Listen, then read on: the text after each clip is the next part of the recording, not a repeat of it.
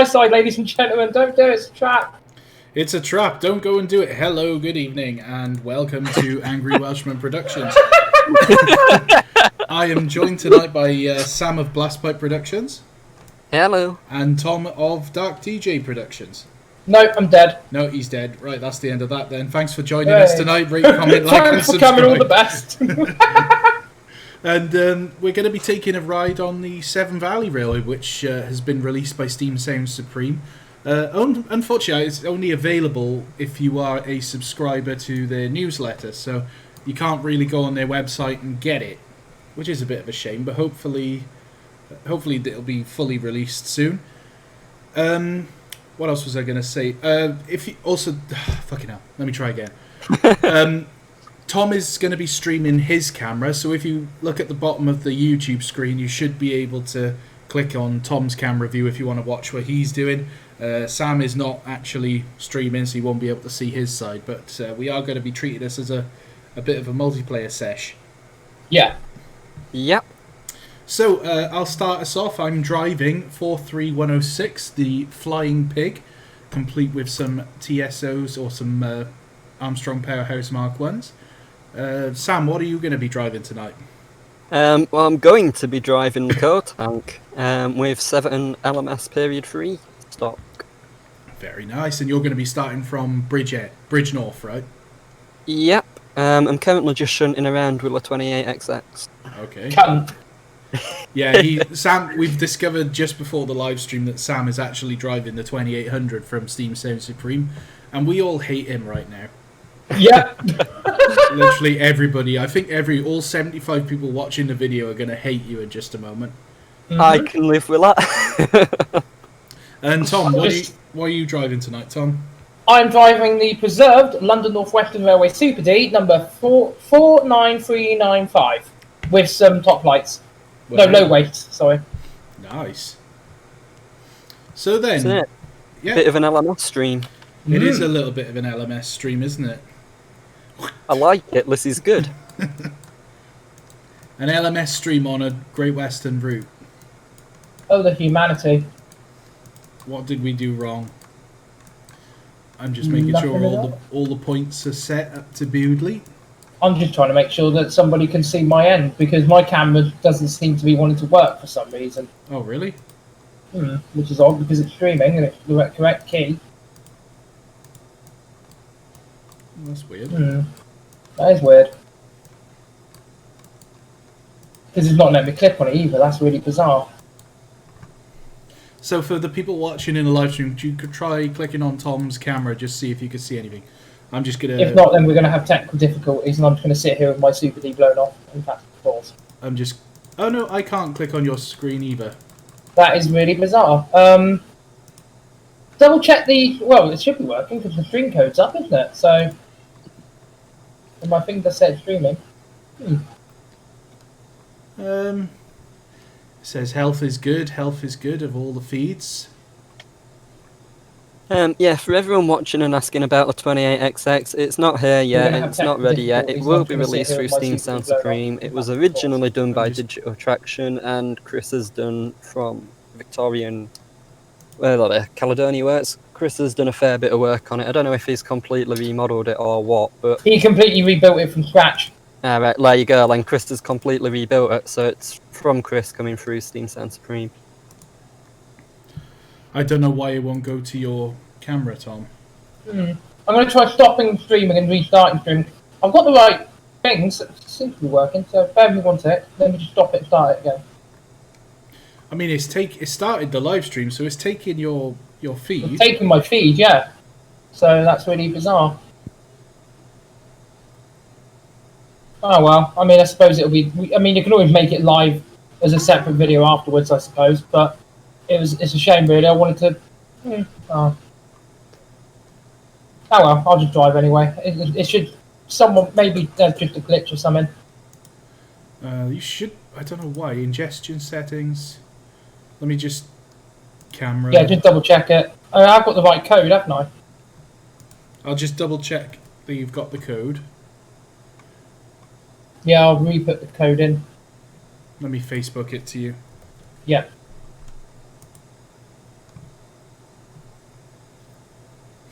Sorry, everybody. Technical issues, they happen. Right, let's just double check that, because I'm sure it should be working. That's the exact same thing key, yeah. Try it again anyway.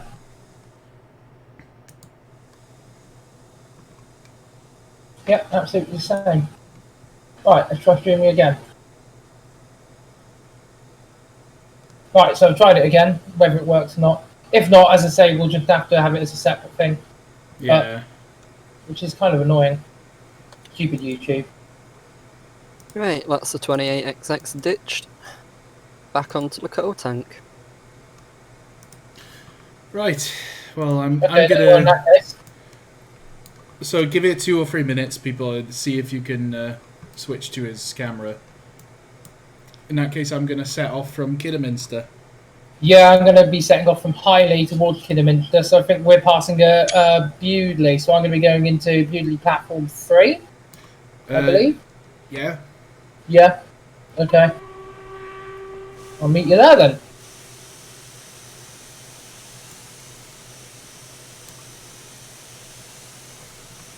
Would help if I took the handbrake off. That's usually advantageous.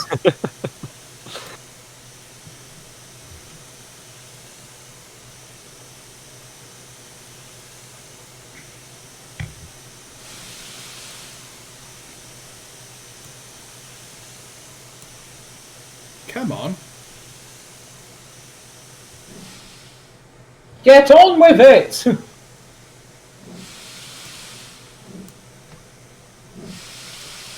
So, I've never actually driven the Flying Pig before. This is my first It's not been time. out for that long. No, it came out with Stainmore, didn't it? Yeah. Yep. Although I believe it had a rocky road to production. It really did. It was developed by TAA? Then it was passed around to Boffman and Chris, and I think Edward Fish might have even had something to do with it as well at one point. And then, yeah, because Chris, I think, did the cam reviews and some of the other stuff as well, so... Yeah, I think just about every major TS developer has had a hand in it at some point. So basically become the village bicycle, right? Everyone's had a ride. Everyone's had a go. Whee. Woo! So the thing that's unfortunate for everybody tonight is before the live stream started, I did actually try putting a load of Class 50s down so that there was more scenery. The problem with that is it killed Train Sim. Which, let's be honest, you should have known it would do, Reese. I had a feeling, but I wanted to, try it. What's the speed limit here? 10? 1 million. 10 million miles per hour. Yeah, why not? Floor it. Speed limit as fast as you dare. Yeah, sorry everybody, but for some reason Tom's camera doesn't want to work. Afterwards, I'll put Tom's video feed You can as make a it. live.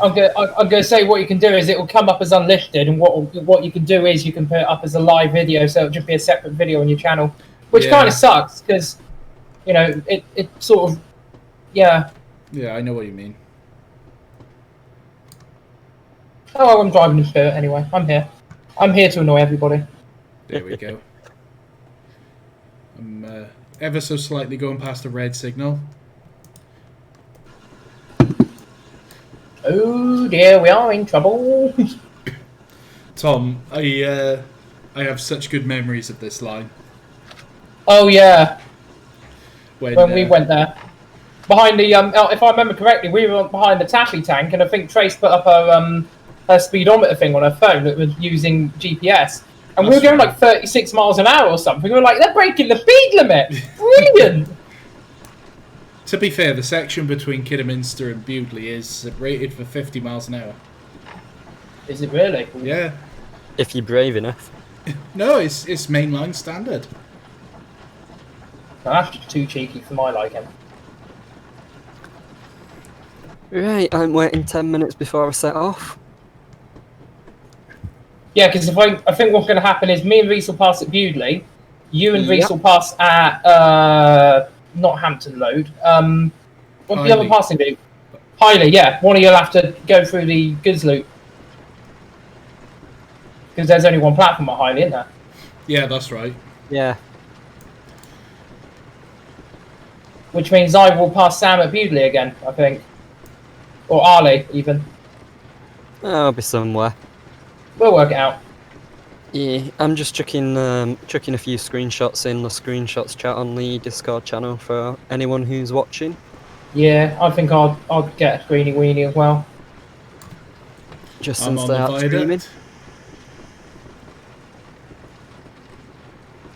Yeah, I'm taking 1054 will a BLS headboard and the express head curd. Pleasant.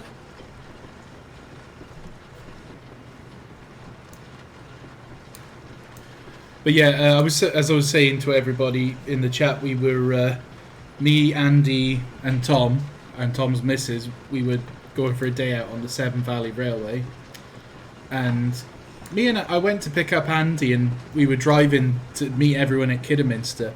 The problem was, I think the first departure was at like 10 o'clock or something? 10 something, yeah, like 10:45 or something like that. And we just quite simply weren't going to make it.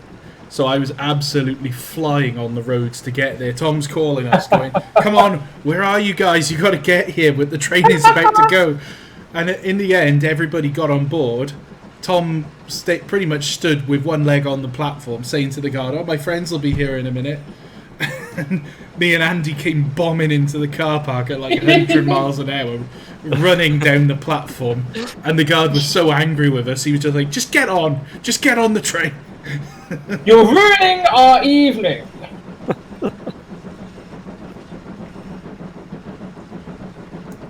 Oh, this is a bit of a hill. Is it? Yeah. Full power. I really doubt you need full power. Australian dollars. Good evening, everyone. I hope you're all doing well and staying safe. Absolutely not. No, we're doing terribly and staying in permanent danger. Exactly. We're in continuous danger. Life-threatening danger. Hello, Oliver. Thank you for the donation. It's very much appreciated. $5 Australian. Thank you very much, sir. That'll buy you maybe a 99. A 99 cone. Yeah. With a Or flake. Whippy. Yeah, like Mr. Whippy, mate. Nah, it won't buy you the flake, Reese. The flake costs extra. Oh, I know. It's like 60p extra, isn't it, for a flake? Yep. Or Bastards. something. Didn't 99s used to be called 99s because they cost 99 pence? Exactly. This is inflation for you. Like, doesn't it defeat the point of a 99 if it's now like 199?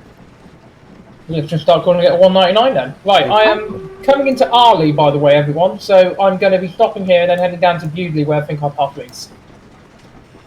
Oh, he can shout at you when he's passed. I'm just entering the tunnel. Well, you don't hear that every day, do you? Nope.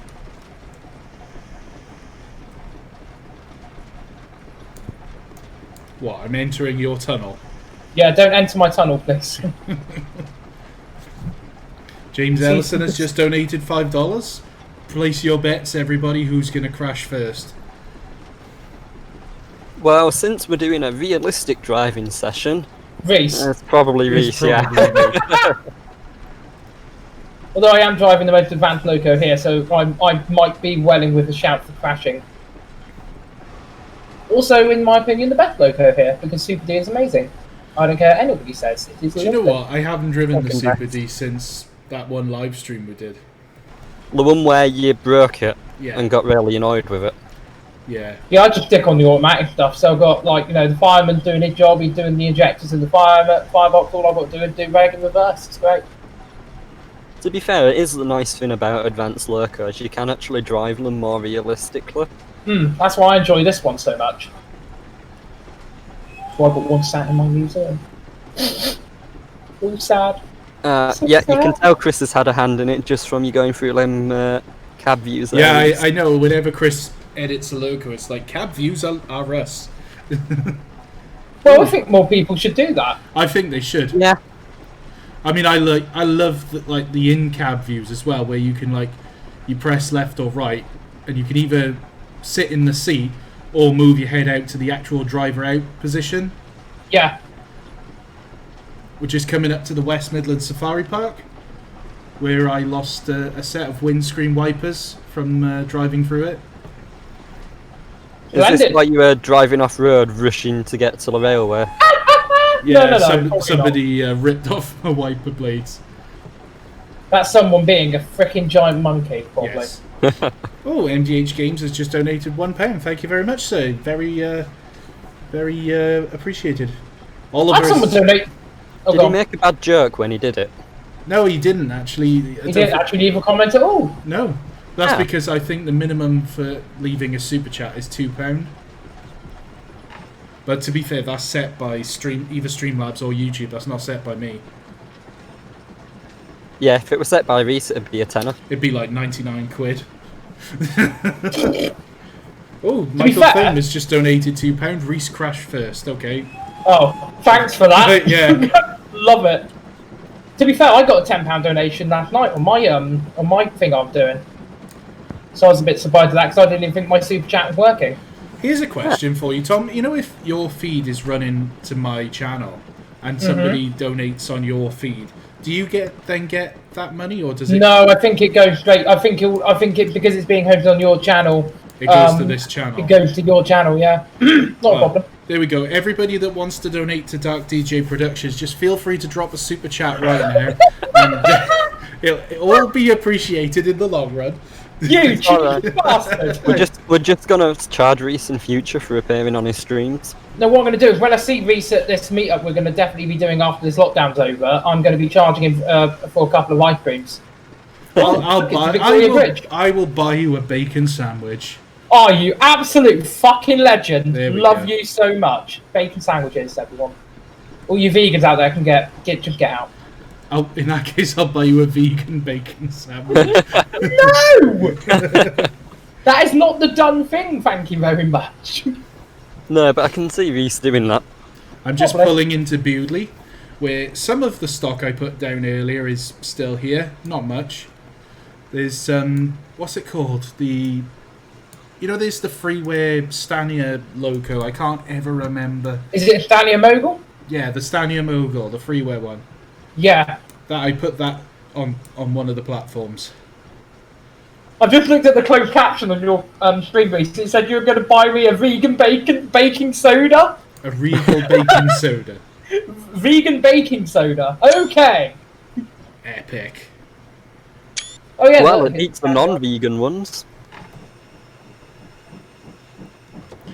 Man, I could just read these things forever. They're funny as hell. I'm slowing down a little bit too quick.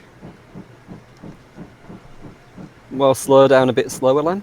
Okay. Also, speaking of Stania Mogo, Bossman Games is working on one. Who is? Yeah, I'm looking forward to that. Bossman Games. Oh, yeah, that's right. He is, isn't he? Yep. That'll probably be out after the Merchant, maybe even before. I don't know. It depends which one comes first, really. Have you seen the latest screenshot from the? Yeah. Gotta admit, gonna be unpopular here. Not interested in it. Get out. Not because of the product, but because it's Severn, and it's just we don't talk about Severn. Bitch.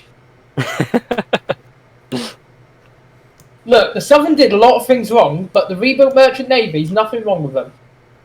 No, I'm not saying this. I'm not saying anything bad against the Southern. I'm just saying we don't talk about them. Oh. Great Western is good. LMS is better. No. LNER is bad, and then Southern we just. Reese, where did you pick this kid up from? Because he's got it all wrong. I just found him one day. He just sort of stuck around. You adopted him. James Ellison, bacon sandwich and sausage wine for Tom from Reese. Well, I don't know whether Tom would like the sausage wine, but... Sausage wine? I've never heard of sausage wine. Okay, boy. There's 94 people here that are going to have to explain that to you. Yeah. I've just noticed you've gone into Platform 1, so actually when I get to Bewdley, I can go through Platform 2. Yes, also I forgot to... That's because I forgot to tell you I put a Stania Mogul on Platform 3. Oh, thanks. So now I can't use Platform 3. Grand. You can use it if you want. Just... Well, I might have an almighty crash. You might have to do a bit of shunting. Thank you, James Ellison, for donating $2 again. Thank you very much, sir. Most appreciated. Oh, there's a menu on the side of this building. We can have fish and chips, chicken pie, meat pie, Don't tell Barry don't about tell that chicken Barry. pie. Chicken pie. Good old pie. Good old chicken pie. And Tom, I am now setting off from Bridgenorth. Right, cool. Because I've just gone through Northwood Holt over the level crossing. So I'll be at Bewdley soon. So Reese will be heading up to Arley, Highley, and then I think the next one after that is Hampton Load. I'm just having a look on the map now. Isn't it Erdington? Oh, you've got Erdington, but there's no loop there. Oh, it's just a dead end, isn't it? No, so sections are basically, your sections are Bridgenorth to... Hampton. Yeah, Bridgenorth to Hampton Load to Highley, if you can avoid a passenger stop. Highley to Arley, Arley to Bewdley, Bewdley to Kidderminster, or as we've now christened it, Kiddiefiddlerminster. Oh, God. Don't tell James Wright, you might go there. Uh-oh. Oh, it seems to have slowed down. I tell you what, is it? This is one of the prettiest routes, isn't it? For trains. It's alright, actually. I don't know, I've not driven it yet. You've not really been on it. It is a really well made, and considering it's free, it's. Yeah, it definitely looks good for freeway. For freeway, it's very good. It's like the Swanage Railway is quite good. The what was the other freeway one I was driving recently? South Devon. Churnet Valley. Yeah, South Devon's good as well. I've not actually driven the Churnet Valley one. It's alright. It goes. It does the line from Cheadleton to whatever the other station called, but also goes up to Coolden Low. Okay. I'll have to have a look at that. Reese investigate. Dun dun dun. I'm doing a bit of shoveling while I'm waiting for you. I'm hurrying along at, I'm a mile out from Bewdley now. Oh, okay. So you're nearly in, almost doing the token exchange then? Almost, yeah. Perhaps I've just gone past the repeater, the banner repeater. Oh, right, okay. Lonsis, where'd you get this route? Unfortunately, it's only available for newsletter subscribers from Steam Sound Supreme. Hopefully when it is released, I'll put a link in the video description below, so that you can go and download it. I don't know if you can subscribe. I don't know if you can subscribe to the newsletter to get it now. I don't know whether you can do it now. No. You might be able to. It might be like they did with the Salamio pack and stuff like that. It might be like a promo thing. Maybe, yeah. But it'll be released soon enough. I think. Subscribe to our stuff to get free stuff type thing. Yeah. Well, it's good that we do. People like us, like me and Reese and Andy and whoever. It's good when we do sort of videos like these because it allows people to see stuff beforehand anyway. Yeah, exactly. I find it pretty good. It's like when we do stuff for Chris, Caledonia Works most of the time. We do that, and that helps people make their minds up what they think about the product before they buy. So we're almost doing sort of kind of semi-advertising, but I mean, for me, like my most critical thing was probably the T26. I really couldn't think of anything interesting to say about it because I'm just not a fan of the T26 in real life. Yeah. Good. Modeling's great, but it's just very difficult to write something on something that you're not really that interested in, I mean, T3, great, fantastic, something close to my heart, but T26... The thing is, I just don't know any... The problem I have for doing reviews, I like filming them and I like playing with them, but I'm the actual research and all to write a script for a review. I can't think of anything interesting to say unless I just go and read it off Wikipedia.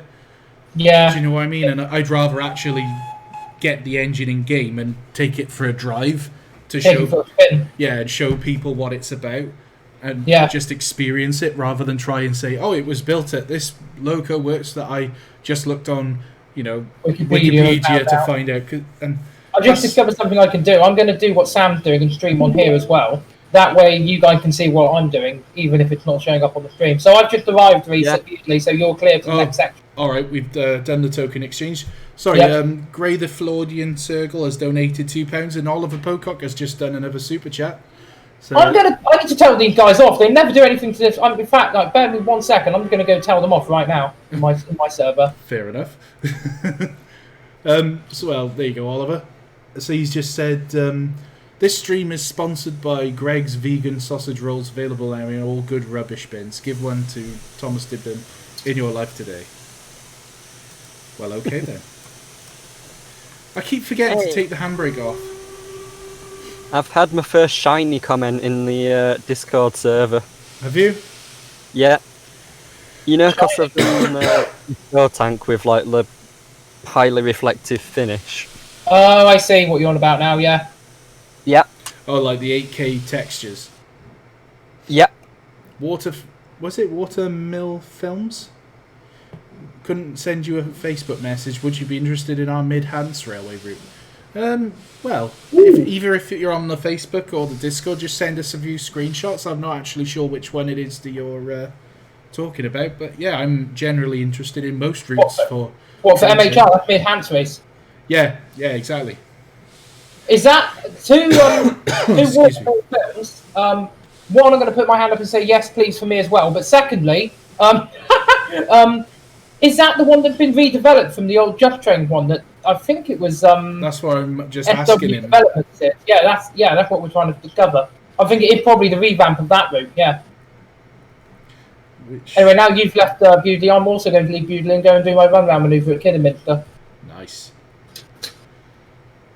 I'm not actually out of section yet, but here we are. Well, rules are made to be broken, boyo. Let's go. I'm on the long climb up to Arley now. This is Hatley. Change here for Buston and Wednesday. Was it an Ivatt 2 or a standard 2, no, Dr. Beeching? Standard 2. Ivatt 2. Oh, it was an Ivatt, was it? Was it? Yeah. I thought it was the standard. Yeah. No, it was the Ivatt. Of the Ivatt 2. Blossom. Yeah, Blossom the Ivatt 2. Yeah. Can't remember number, 46, isn't it? 46521. Yeah, the one that went arse over tit at the Great Central. Is it that yeah, one? that's the one. Yeah. I remember watching that video and I was just like, I could see the points that were set for the catchwords. I was like, no, Yeah. no. And it just happened. I was like, oh my god. You could just see it coming, couldn't you? We're just watching it like, dear, that's going to be expensive. It's like watching a car crash happen. Lots of paperwork. Yeah, lots of paperwork. So Andy is playing Grand Theft Auto 5. He could have joined us tonight, but he didn't. Playing bloody Grand Theft Auto 5. Git. I think he needs to get some frustration out of his life, so he's going to be. Needs to murder I think Andy's doing it to murder hookers and all that jazz and whatnot. Yeah. We shouldn't really talk about that. Seems what happened in Minneapolis, should we? Burp. Alright. Anthony's just said 46521. I guess that's the That's the Ivatt then, yeah. Yep. It's a shame really because it's not a BR Standard 2 tank in Keighlingworth Valley Railway Red. No, I was saying to Sam that's what we need. By that. Well, we got Mr. Keighlingworth Valley sat in the chat as well. What, me? Yeah, you. Oh, yeah, me, Yeah. what? To be fair, it's Nathan only is... probably 10 minutes away from it. No, that's true. It does make it quite handy. Nathan is saying that you can't join the Discord. You need to type !agree with no spaces, just !agree, and then it'll let you in. And as soon as you're in, type !disagree to disregard all of the above. But then you get removed from the server. Yeah. Yeah, we've had plenty of fun with that server, haven't we? Oh, Vince? yes, we have. Sam has been invited and kicked out about 400,000 times before I got it right. Yeah, it was a real privilege to join and be booted from the server about 10 times within half an hour.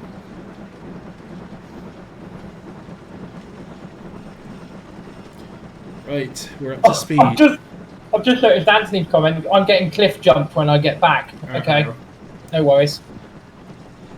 Fine by me. Alright, heading into Bewdley Tunnel in a minute, I think. Do you remember, Tom, when we were riding behind the taffy tank, we were just leaning out the window in the tunnel? I think so. Listening to it bark. See, a lot of people turn around and say they don't like taffy tanks, but I actually kind of like them. I'm going to say there's only 2 true taffy tanks. Yeah, that's the Taff Vale one. Yep. There are 2 of them, isn't there? Or is the other one a different company?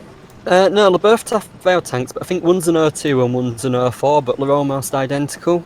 Yeah, because one of them's up at Keepingworth Valley, isn't it? Yeah, there's 85 on the Worth Valley, which is operational, and I think the other one's 28, which is... I think it's at Gwilly.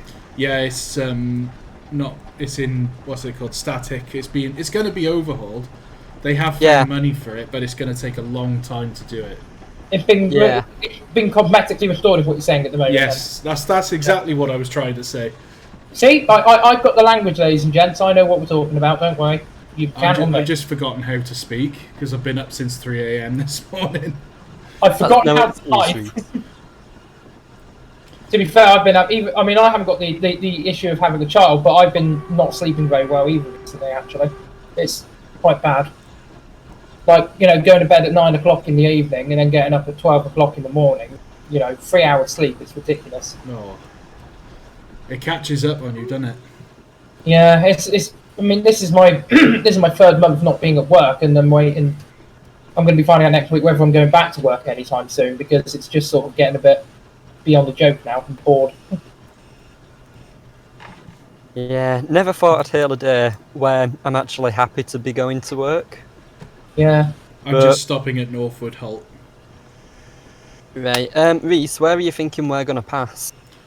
Either Highley or Erdington. You can't pass at Erdington Holt. Oh, it's probably going to be Highley then. Highley. Yeah. Or wait, where are you now, Sam? You're at Hampton Load. I'm near enough to Hampton Load. Yeah, that's my next stop. Well, let's see, because where are you now, Reese? You've left Arley, haven't you? I'm just at Northwood Halt. I'm just about to set. So you're going to be at Arley. Yeah. So what will have to happen is you guys are going to have to work out at Highley who's going to go through the loop and who's going to go into the platform. Well, I'm running an express head code, so I could go through loop. Yeah. That means I will probably pass you, by the time I've run around and done what I need to do down here, I'll probably be passing you either Bewdley or Arley then. No, probably Bewdley, I'd say. Alright. Because I'm climbing out the tunnel. Really gutted my side of the stream ain't working. I'm really gutted about that. What we'll have to do, Reese, at some point, try the same thing on my channel, see if it works that way. Yeah, I wonder if it's something to do with the feed. Could be. It could. I mean, like as I say, my side is still upping and streaming to your end, so I think it will still come up on your it'll still come up on your channel. So really odd. We'll work it out later anyway. We'll work it out later. Reese Jones is saying, should we pass at Hampton Load? It would mean Sam having to sit there for a while, though. It would, yeah. Well, I don't mind sitting, but it's how long would I be sitting is the question. You'd be sat there for quite a while. Yeah, see if it's like 10 minutes, it's not an issue. If it's like an hour or half an hour or... I'd say pass at Highley. Right, well, yeah, I'll power straight through. Highley, yeah. I'll power straight through Hampton and He's open gonna the leg up a bit. Yeah, see what this little old tank can do. Oh, you got another super chat? Well, hey. Hi, James. Of course you stopped at a halt, Reese. That's what halt means. Ah, James is trying to be funny. Can I use my slow clap processor, please? Yeah, go on in. Great, that's still working. There we go. He must have money to burn. I've seen him do like 50 billion super chats so far. Yeah, every now and then I get like a live stream. I get like 5 live streams of nothing, and then suddenly everybody must get paid from work or something. Everybody goes, have some super chats. We're playing. Actually, that makes sense. Day today, Reese. That's why. Oh, Yep. I'm having some major lag there. Yeah, I got some coming into over the viaduct near Kidderminster. Every now and then, like I find if it loads a scenery tile or something, it just really I get like 4 frames a second just for a few moments. I keep getting that too. It's absolute arse. See, I'm going to say this is more of a train sim issue rather than a route issue as well. Yeah, it's because of the way the game loads tiles. It doesn't preload them properly as the route loads. It like you'd think that it would load the tiles up as the route is actually loading, but it doesn't. It loads the immediate area, and then reloads the tiles up as you approach them. Oh dear, I slowed right down there. Got my 49395. Stop being a little bitch. I'm just thinking this actually. You know these houses in Kidderminster that we pass, like on the way in and out. Yeah. How brilliant would it be if we had one of them? Oh, I know, it'd be Just amazing. literally every day, just watching steam train go past and vintage diesels. It's like I'm in heaven. I went on a stag do, and a friend of mine, his parents had a holiday home in Goodrington, right next to Painted and Dartmouth line. Like literally, the house looked out onto the railway. So we were all just getting smashed in the garden, and I'm just like, every time a train comes up past, I'm just vegging out, and everyone's just taking the piss out of me. I'm like, I'm not going to apologise. I'm enjoying myself. Exactly. We like trains. We're proud of it. They go chuff, don't you know? And in the end, all the lads that I was there with, none of them were really interested in trains. But by the end of it, they all knew the names of them. This one's Thomas. This one's Percy. Edward.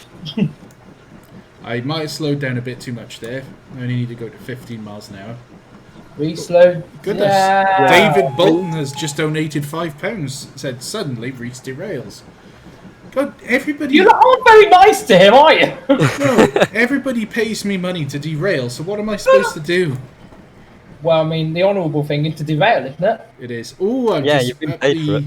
I'm just at the Victoria Bridge. Reese, I've just gone through Hampton, so we're going to have to pass at the next passing point after Yeah, that. that's Highley, yeah. Make sure you set your points up so you go through the loop at Highley then, Sam. Yeah, will do. I just realised I probably should have checked my points. Good point. Good point. Hey. Freedom. I'm nearly at Arley. Bloody hell, I didn't think it was that close. Yeah, Bewdley and Harley aren't very far away from each other. Yeah, that's all set.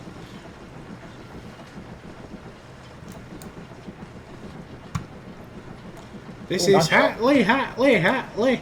Change here for Buston and Wednesday. Reese, you should get a job doing professional station announcements. I think you have a real career there. I know, right? I was offered the chance to do professional voice overing. What's it called? Voiceover. Voiceover, yeah. But for safety announcements on the ship, they wanted to record me. Oh my god. But yeah, I'm not sure you're quite the right person to be a role model for safety. They really wanted me to do it because I was doing a lot of safety announcements anyway. Yeah, but Reese, I mean, how many derailments have you had? Yeah, but what's that got to do with cruise ship safety? He has a point. You can't derail at sea. Yeah, exactly. You can capsize and catch fire. You really want to test that theory? You can capsize, you can catch fire, you can have a whole breach, you can, crash into a reef and make your ship go upside down like a certain person did, but you can't derail. Well, I don't know. I'm sure we could find a way. I mean, I'm always up for a challenge. Oh god, I'm up for a challenge right now. I've got some sharp points with a Super D. Oh god, that is tight. I've been coughing an awful lot today. I hope I haven't got COVID-19. Yeah, I hope you haven't either. It's not a nice thing to have at all. No. Of course, I've got to be extra bloody careful. It sucks. Are you shielded? I've been shielding for 12 weeks. That's why I haven't been at work. Oh, bloody hell. Because I get the flu jab and because I've got diabetes and asthma, I'm in the high risk category, but not the super high risk category, thank God.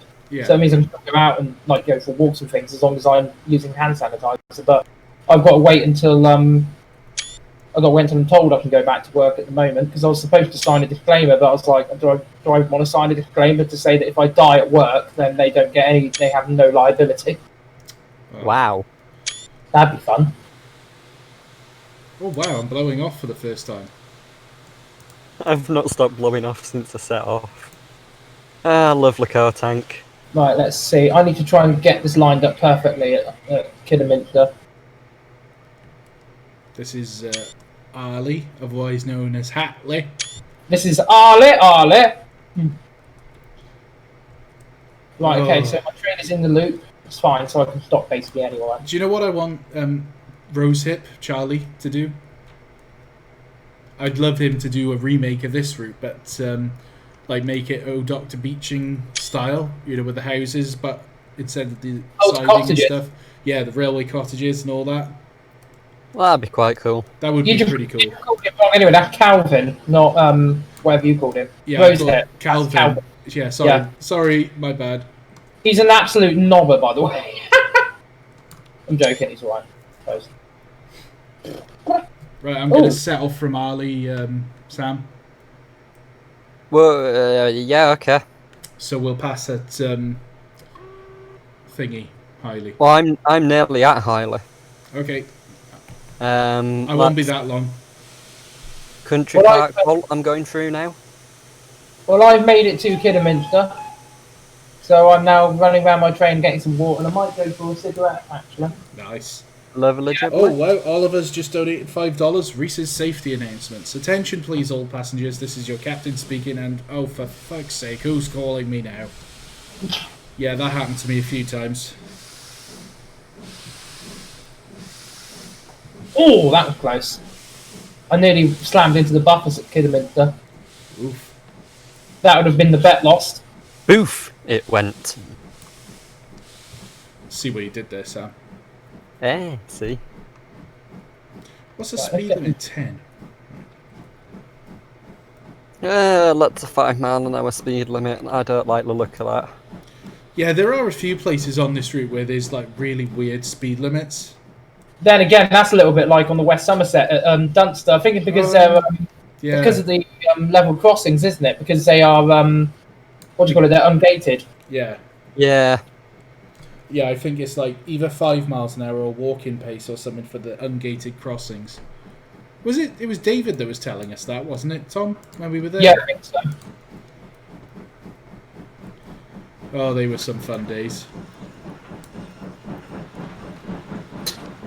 Spending a day bashing on the West Somerset Railway. That was really bizarre. My whistle just went absolutely nuts. I thought I could hear something in the background. Could you hear that? It's like my whistle just went nuts.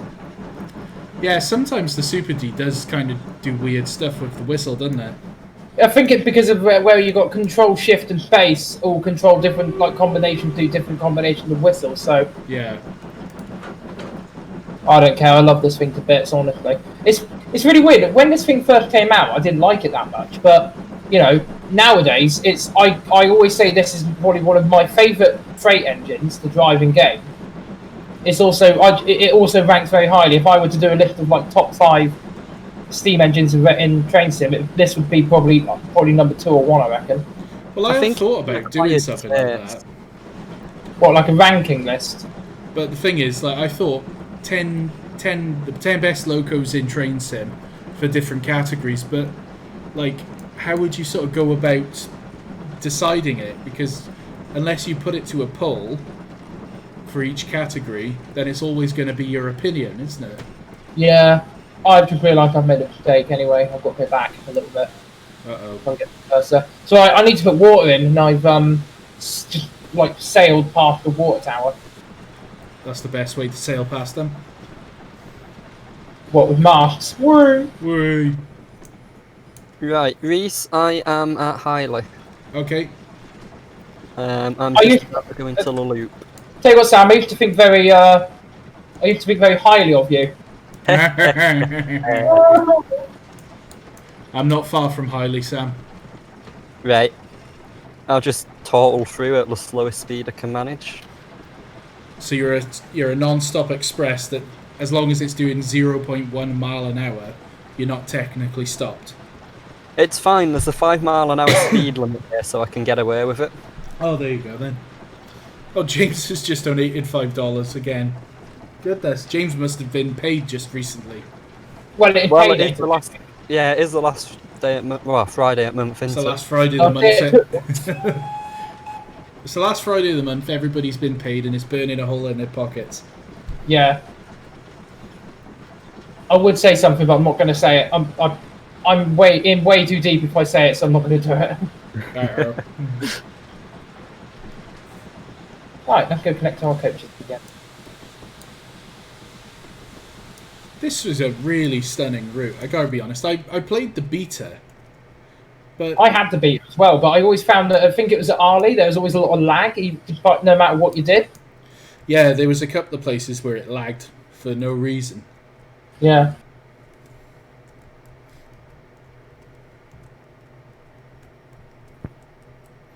Well, I'm managing a steady 3.5 mile an hour through the loop. Nice. Very good. Try and knock that down a bit.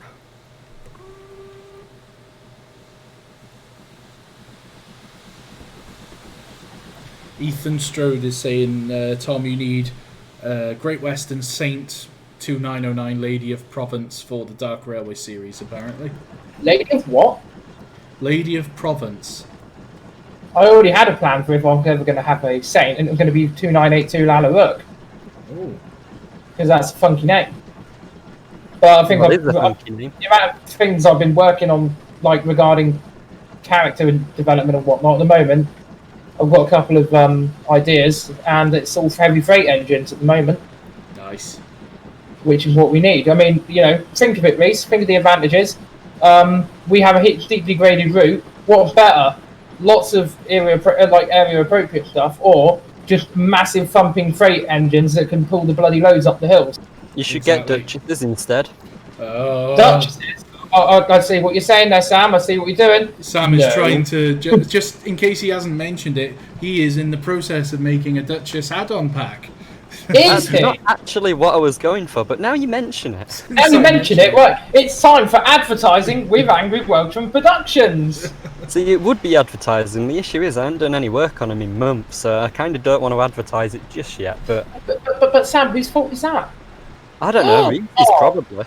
Reese and Sam, if you're looking at the water towers, I've just noticed they've got like dripping water and they're animated. Yeah. So Are they? when they move, they sort of sway a little bit when they move as well. The rubber pipes. Oh. That's brilliant. I'm just showing it off on my end, but I'm going to have to show everybody. Oh, I'm just passing the engine house. I remember going in there. I think I literally blew a load, didn't I? When I saw 45110. Yep. What else? It was it Gordon Highlander was the other one in there? No, just Gordon, the Dub D. Yeah. That was the one I wanted to see. Right, what I'm going to do, boys, I'm going to, because we've obviously got to have like 5 or so minutes at the terminus, I'm going to go for a quick smoke, so I'll be back in a minute. Okie dokie. Right. I'm just pulling into the platform. Be ready for the token exchange, Sam? Yeah, I'm ready. Alright. I'm leaning out the cab window. Yeah, I'm preparing to throw it at you. What? So No, I'll lean out the dead window. serious. Reese, it's the coal tank. It's too narrow to do a proper token exchange. Oh god, You've got to, right, yeah. Ling it. So I'm leaning out the cab window with my arm out, ready to receive the token. You're just going to lob it at my face. Never mind that. I've got the driver holding the fireman out of the side of the cab. Oh, we just had another donation through Super Chat. Highland Winterwolf has just donated $10. Thank you very much, Highland Winterwolf. Everybody is very kind tonight. Very kind. Right, Reese, have we got the token exchange? Because Yes. I've run out of loop. Yes, So you I have the need. token. Right, in that case. Although you are not clear to pass the set of points yet. I'm literally overhanging the points a minute. Reese. You might have to wait until I leave. Reese. What? I've got a problem. What have you done? Well, I'll put it this way. I'm about a foot away from hitting your train. You what? You see that the guardrails on the points? Yeah. I'm literally on the guardrails at the moment. Oof. Oof. Oof! It Oof. went. So we're at Highley. Just done the token exchange, and I'm pretty much free all the way from Highley up to... is it Erdington? No. Hampton Load, that's the next station. Yep, yeah, last one on that section. Yeah. So Hampton Road and then Bridge North. this is such a stunning route. It really is. It captures the real Severn Valley, I think. And I didn't think I would like the Flying Pig as much as I actually do. Yeah. It is quite a decent engine. What I love the most about it is not blowing off continuously. Yeah, but see, I like that about the coal tank because that's realistic for the coal tank. True. I mean, you know, I like it when engines blow off every now and then, but I wish you could sort of turn it off a little bit. Or just mute the blowing off. Just because it's a bit annoying when you're trying to drive and all you can hear is... I mean, granted, it's realistic, I suppose. Yeah, but... I'm just setting off from Highley. Good, because I'm going 0.1 mile an hour in the loop. I better let you actually get out of the loop, hadn't I suppose. Holding up the express. Holding up Alex the Robinson is saying, if I the stopped in the right place, you could have made it through the loop. He's right. He is right. I did stop a little bit too soon. But to be perfectly honest, I kind of wanted to just hold you up a bit. All passengers are crying for refunds, Reese. Yeah. Oh well, it's not my train. BLS are going to rob all of your cleaning supplies from the shed. No, not the Brasso. We need the Brasso. Not as much as we do. No, I suppose. Right, Highland Winter Wolf's comment. Sorry, I didn't read it earlier. He's donated $10 and said, Reese is accused of hauling bootleg white magic power dust on this train. That is all. Oh, and I'm challenging you not to crash. Ooh, now you've been paid to crash and not to crash. I know, I'm conflicted again. I don't know what to do. The conspiracy deepens. Depends who pays you more, really. Also, Reese, I'm going, whether you're out of the way or not. Well, it's a good thing that I am out of the way now, so Excellent. You have the line. I have the power. Do you know what I would like to see some train sim developers do in the future? No. Next question. Next question. Now, basically, I'm going to use Chris as an example. The next loco he does, which is the J27, isn't it? I don't know how. I don't know whether he'd be. I don't know whether he'd be happy to do it or not. And just bearing, I'm just making an example here. Doesn't mean he has to do it or whatever. But imagine if, like, the next piece of DLC he comes out with is an engine like the J27, but rather than having a livery and steam effects and all that, it's just a dead loco with a tarpaulin over it. Yeah, that'd be cool. You know, so for each loco that comes out, there's like a dead version for a heritage line, if that makes sense. Nah, I'd like that. Like a static object or a like a wagon. I was thinking, like, actually as a loco, because all you could, you know, I've made dead locos before. All you got to do is change the child objects to get rid of the steam effects and everything. But just have it covered in a tarpaulin, so you don't even have to do a livery for it. You know, because you wouldn't see it under the tarpaulin.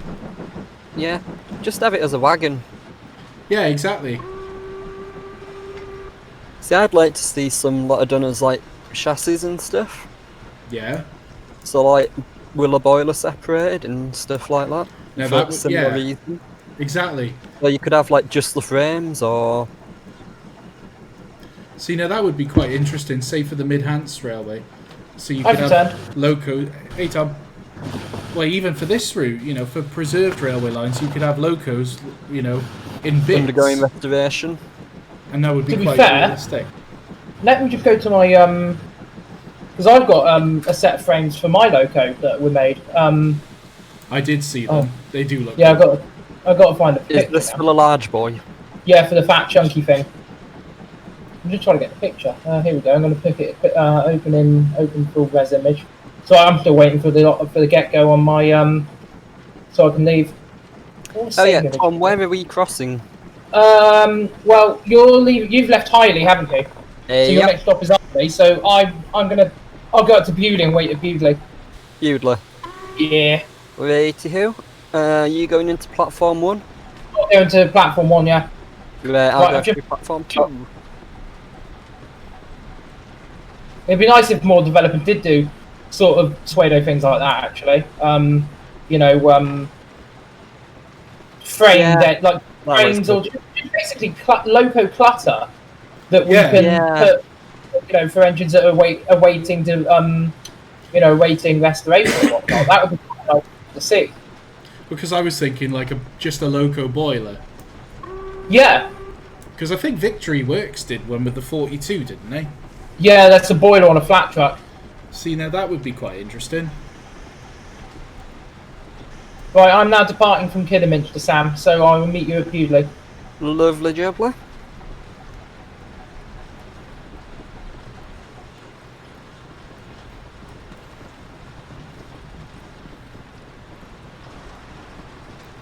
Apparently red is the superior colour.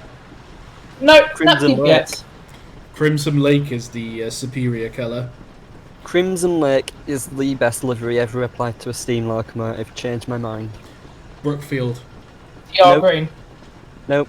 Yes. Bastard. Come on, maroon, gold, and black. I will admit it does look good. Crimson is alright. Let me see if I've got a Crimson loco, actually. I think I prefer the narrow gauge crimson to the LMS crimson there. When you say narrow gauge Yeah. Crimson, Well, narrow gauge locos use the same livery quite a lot, but with a darker red. yeah. And I think it suits the darker red better than a bright red. Oh, I think I know what you mean. Like more like a maroon, then. Yeah. But with that gold and black edging, spot on.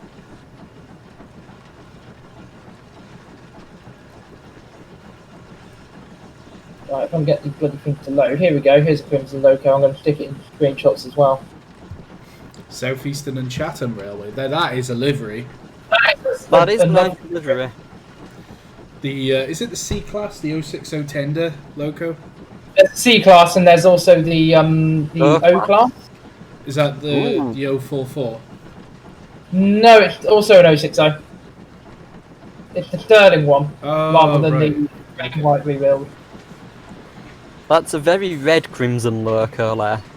Blames Ed from what do you call it for that? Ed from Donington Reskins for that. Yeah. You can blame Ed for everything, actually. I will. Quite Excellent. happily. Let's do it. Oh god, I really need to have a pee. Should have thought about that at your last I station know, shot. I should have thought about that before I set off. That is why, Reese, I set mine up so that when I got to Kidderminster, I'd go and have my little break. So God, we can tell that you've thought I about plan live ahead. streaming. You've incorporated toilet breaks into the stops. Mate, I plan ahead all the Tell that time. you haven't. Sam, we did a 6.5 hour live stream from Penzance to Paddington, and I still need to didn't do that again. factor. No, That I would be don't fun. want to do it again. I'll tell you what we should do at some point, though, Reese. You know, when we what we should do is, if you've got it, I don't know whether you've got it, but the rails of Devon and Cornwall Yes, I think I do. go from Plymouth to is it? No, it doesn't go from Plymouth. It goes from Liskeard and Lou to Oakhampton. Oh, right, yeah. And it's quite a long, nice route. It's actually really well detailed, but it includes like the South Devon banks and all that. A bit like what we did with the Oh, yeah. you know, on this what do you call it route, the Glorious Devon. Yeah, But obviously it's modern day, so it's kind of nicer. yeah. Ooh, I'm just pulling into Hampton Load. You're gonna Hampton your load there. I'm going to Hampton my load here. Cheeky. Do you know what else we need to do? We need to steaming over Shep and steaming over BTIC. We need to do a merger of those two routes and do a run on there. Yeah. Preston, Glasgow, or vice versa. That will be mega. If I remember rightly from the beta version of this, there is the G-scale track. There it is. Yeah, it is. Yeah, With the engine with that's the running. with the paragliding pannier tank. With the petrified pannier. It's literally doing about 5,000 miles per hour as a scale speed. The 16mm Society is featured in Train Sim. That is an epic little addition, I think. You know, Guillon's he was planning on doing something in a similar fashion for me. I mean, I don't know whether he's still doing it, but the idea is he wanted to make a little model railway thing that he can have running round, but then have it so that it derails at one point. Oh, right, yeah. Because the idea was that we were going to have it that there's a conversation going on between, you know, his character in my thing and one of mine, and when some bad news is dropped, it cuts back to Guillon's character and the train derails if the bad news comes through to him. Nice. So it's sort of like situational, ha funny joke. Yeah. But what we Tell you needed what, to get that He's is some certainly offers. ambitious. It is. We need some office assets, like interior building shots. Yeah, Would be nice. now that is something we need in Train Sim. Because I've been saying for ages, it's Definitely. really unrealistic for both me and Reese and everyone else who makes railway series, is that we never seem to have any meetings in offices. It always seems to be out in the sheds or, outside stations and things. Well, Yeah. there was a fellow who started making it one for me, but he's since decided he's not going to do it. We're going to have to shoot him, mate. I know. It's just unfortunate because the things he was working on, they looked amazing for the route, and then he just decided he didn't want to do it. I'm going to probably try and call up Boyan about it again, but I think he said the mesh he wanted to use it for it was on sale and then not on sale. But I might message him about that at some point because that'd be kind of handy for everybody. Because what I was thinking is, like, you can get freeware assets in Blender, which people have already made, and as long as you don't distribute them, then it's all right. Yeah. But I wouldn't know how to get them into the game. No, it's some sort of there's an exporting process and baking and all that, and all this stuff that I've got no patience with. It's not easy. Anyway, I'm just going to run and have a pee, so I'll leave everybody in the live stream to admire the beautiful view of the flying pig for a moment. Make Right, sure so Sam, you Mike Reese. Yeah. what we've got to make sure we talk so much shit about Reese. Yes, so, right, the other day, right, Reese did list absolutely crazy thing, and That freaking Reese kid, right? yeah, oh my god, honestly, it was just so stupid. Okay, that's enough shit talk.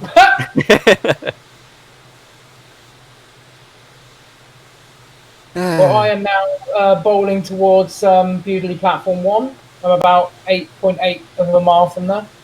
I have passed through Arla, so Bewdley will be my next stop. Try and get the power on a bit as much as speed limits allow. Times like this, it's a shame that we couldn't get the streaming thing working properly, because now this would have been an ideal time for people to swap over to see something else, but... Yeah. Thing. I need to have a look at getting the whole streaming thing sorted on my end. Yeah. I've not tried it in a while, but... I mean, it depends what do you use to stream with? Well, I don't, that's the thing. I would recommend OBS. That's what I use. Right. Quite simple, and it's open source as well. Yeah. So that's a good one to use. I don't know what Reese uses. I don't know whether he uses OBS or I think he uses something called Streamlabs as well. I don't know whether that's a program though, or whether that. Yes, Bad. It's Streamlabs, but it is OBS. They're the same thing. Right. I was just saying that if Sam wants to stream, OBS is probably one of the better ones to go for. It is. It's awesome, and it's I'll completely have a free. look at it tonight. That's right, ladies and gentlemen, it's completely free. You can be a famous YouTuber just like us by downloading OBS and doing videos of your cats. As the Yorkshireman, you've said the magic word. Or cats. Free. No, free. Oh, free. Right, yes, okay. Not cats. Nah. Us Yorkshire folk are more dog people anyway, generally speaking. As in whippets. Potentially. Yeah, that's one of them. That's definitely not what I was going for then. Either whippets or Airedale Terriers.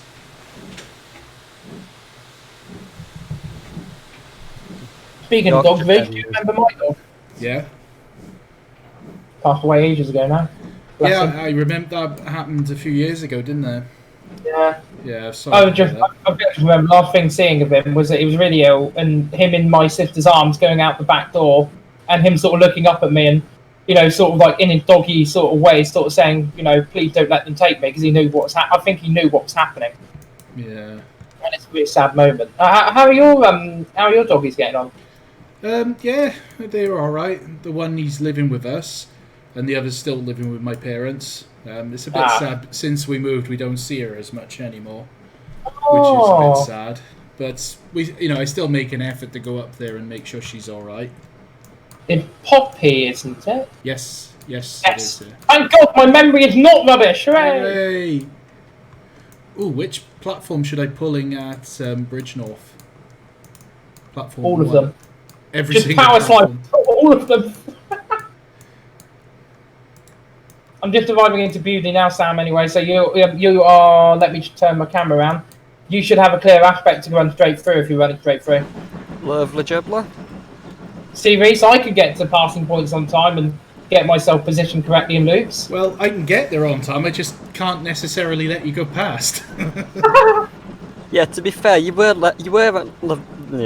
the right place at the right time. You just stopped with your train overhanding the points because you're a bad driver. It is. Well, I'm not the worst driver. Give me some credit. Look, you've seen Dr. Beeching. You're supposed to overshoot, not undershoot. I do regularly undershoot. Meanwhile, you should see your doctor about that. I've got perfectly. Dirty bastard. It was an opportunity too good to miss. It was.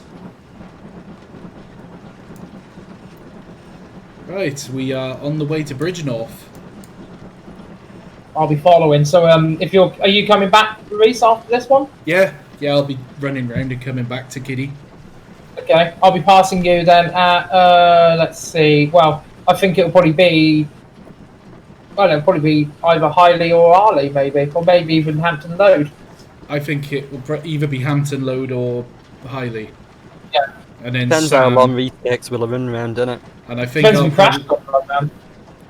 I'll probably pass Sam at Bewdley then. Yeah. We're doing a slightly untypical server because I think what usually would have happened is a train would pass at probably Hampton Road and Arley, I think, on a normal running day if it's free train operation. Yeah. Judging by block sections. Because Highley's an awkward station because it's only got one platform. To be honest, I don't think Highley would have been a section when it was running. I think the section would have been Hampton Road all the way through to Arley. Yeah, exactly. I mean, it would have had a signal box because it's got sidings and stuff, but I don't know. If I remember correctly, those sidings aren't suitable for passenger ops, are they? I don't think they are. I think it's only for empty coaches or freight demonstration freights. Yeah. Well, we're going to bend the rules a little bit. Why not? Just a little bit. In fact, there's someone, was it Alex Robinson in the chat of the video? He's a volunteer on the Severn Valley, so he may be able to shed some light on that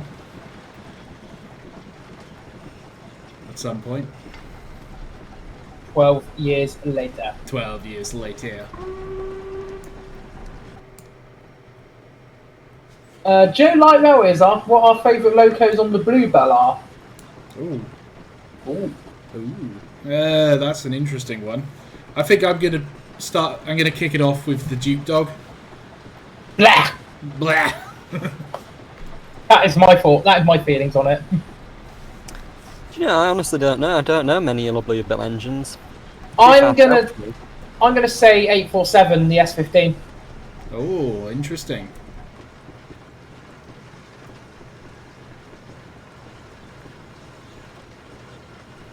I'm just approaching the 15-mile-an-hour speed limit again. Oh god, there's a really weird echo on parts of this line. I know, yeah, there's a few of them. Like, I like echoes, but it's Willico times whistle. Yeah. It does like the boot-deep, but instead of going boot-deep, it goes boot-deep, boot-deep, boot-deep, boot-deep, boot-deep, boot-deep. It's like skimming stones. I think another who does that a little weird echo is Mardy. Yeah, Mardy was quite strange, wasn't it? Has a very pronounced echo all the way through. I suppose it's supposed to be like the whole Valley echo. Yeah. I know Worth Valley has a bit of an echo on it, but it does in real life. Well, it's not really an echo, it's more just the sound carries at La Valley. Yeah. Which does happen on real valleys. Yeah, it's just one of those things you can't really do in train sim. I do remember when I was driving to the Keighley-Worth Valley, I got lost on this moor. And I was just looking around going, where the hell is the railway? And I just happened to hear an Ivatt whistle and went, I think it's that way. Huh. You're lucky it wasn't the S160. Oh, I know. If it were the S160, you could have gone completely the wrong way. You can literally hear that thing over 10 miles away. Oh, God. The whistle just carries like nothing else on the line. It's a very unique hooter, isn't it?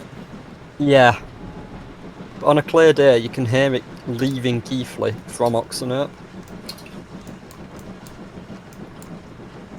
I think I'm on the steep gradient now.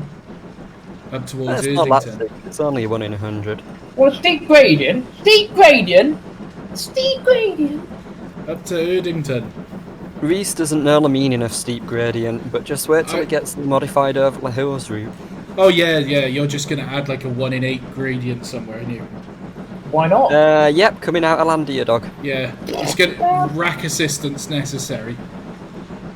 Well, basically, I did a little bit of modifications with a track there. But in order to make all the yards flat, I had to make the climb out of Landia Dog a lot steeper. Lol. You just need to back all the way up to the points at the station, open the reg fully wide, Floor it. and just floor it up the hill. And by the time you get to the next station, you're doing about 4 miles an hour. What you need, Reese, is to get one of those J3A Hudsons from America because they've got boosters on the back of their on their trailing truck. Oh, So you could use the booster to get you up the hill. there we go. I reckon you'd be fine, Reese. A skilled driver could get up it with no issues. You literally just said that to Reese, an unskilled driver. Sam. Yeah, exactly. It's comedic effect. Oh, you're coming over the viaduct. I can, if this were real multiplayer, I'd be able to see you. Yeah. Yeah, I am literally where you're looking right now. Yeah. Hello. Just wave out the window at each other. Pass the Have bacon to, sandwiches. We've got to do another token exchange. I've got the fireman dangling out of the cab ready. I'm dangling out in my own cab ready. I'm sort of like, I've got long dangly arms. I'm holding it out. Come on, boy, grab it. Actually, I'm looking at the token exchange apparatus now. So It's two LNWR locos passing each other. Yeah. something that we don't usually see. No. But lots. Oh, has it really? Yeah. Yeah, Hardwick did a spell on the main line Sam? in the early days. Yep. You're going into the wrong platform, dude.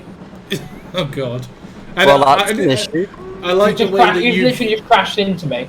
I love the way that you've been cracking fine, the I'm going jokes through about me you. being a crap driver. I'm being absolutely by the book. I am, boys and girls. Absolutely, and then I get some absolute hooligan called Sam drive right through me. No, you are right. I am in the wrong road here. Yeah, Well, I'm to very be fair, I did disappointed. say I was going into platform 1 a while ago. I thought you'd have gone into platform 2, seeing as it's the line you're supposed to go through. Yeah, I probably should have done, but oh well. Right, that's it. Reese, he's sacked. Yeah, that's it. You're sacked from. Your fault, Reese. How is it my fault? Well, I'm going to continue on my journey then because I've just been blasphemed. Yeah. I'm just pushing you all the way back now. Cowbag.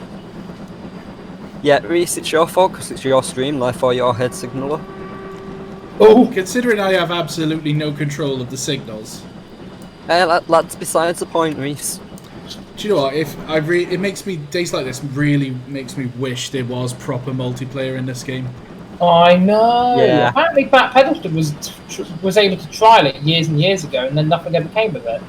I know that really wound me up. That did. It was like, look what we can do, and look what we're developing. 8 years later, no, we never did that. It's like, you literally live streamed it, dude. You literally did. It was literally a thing that occurred.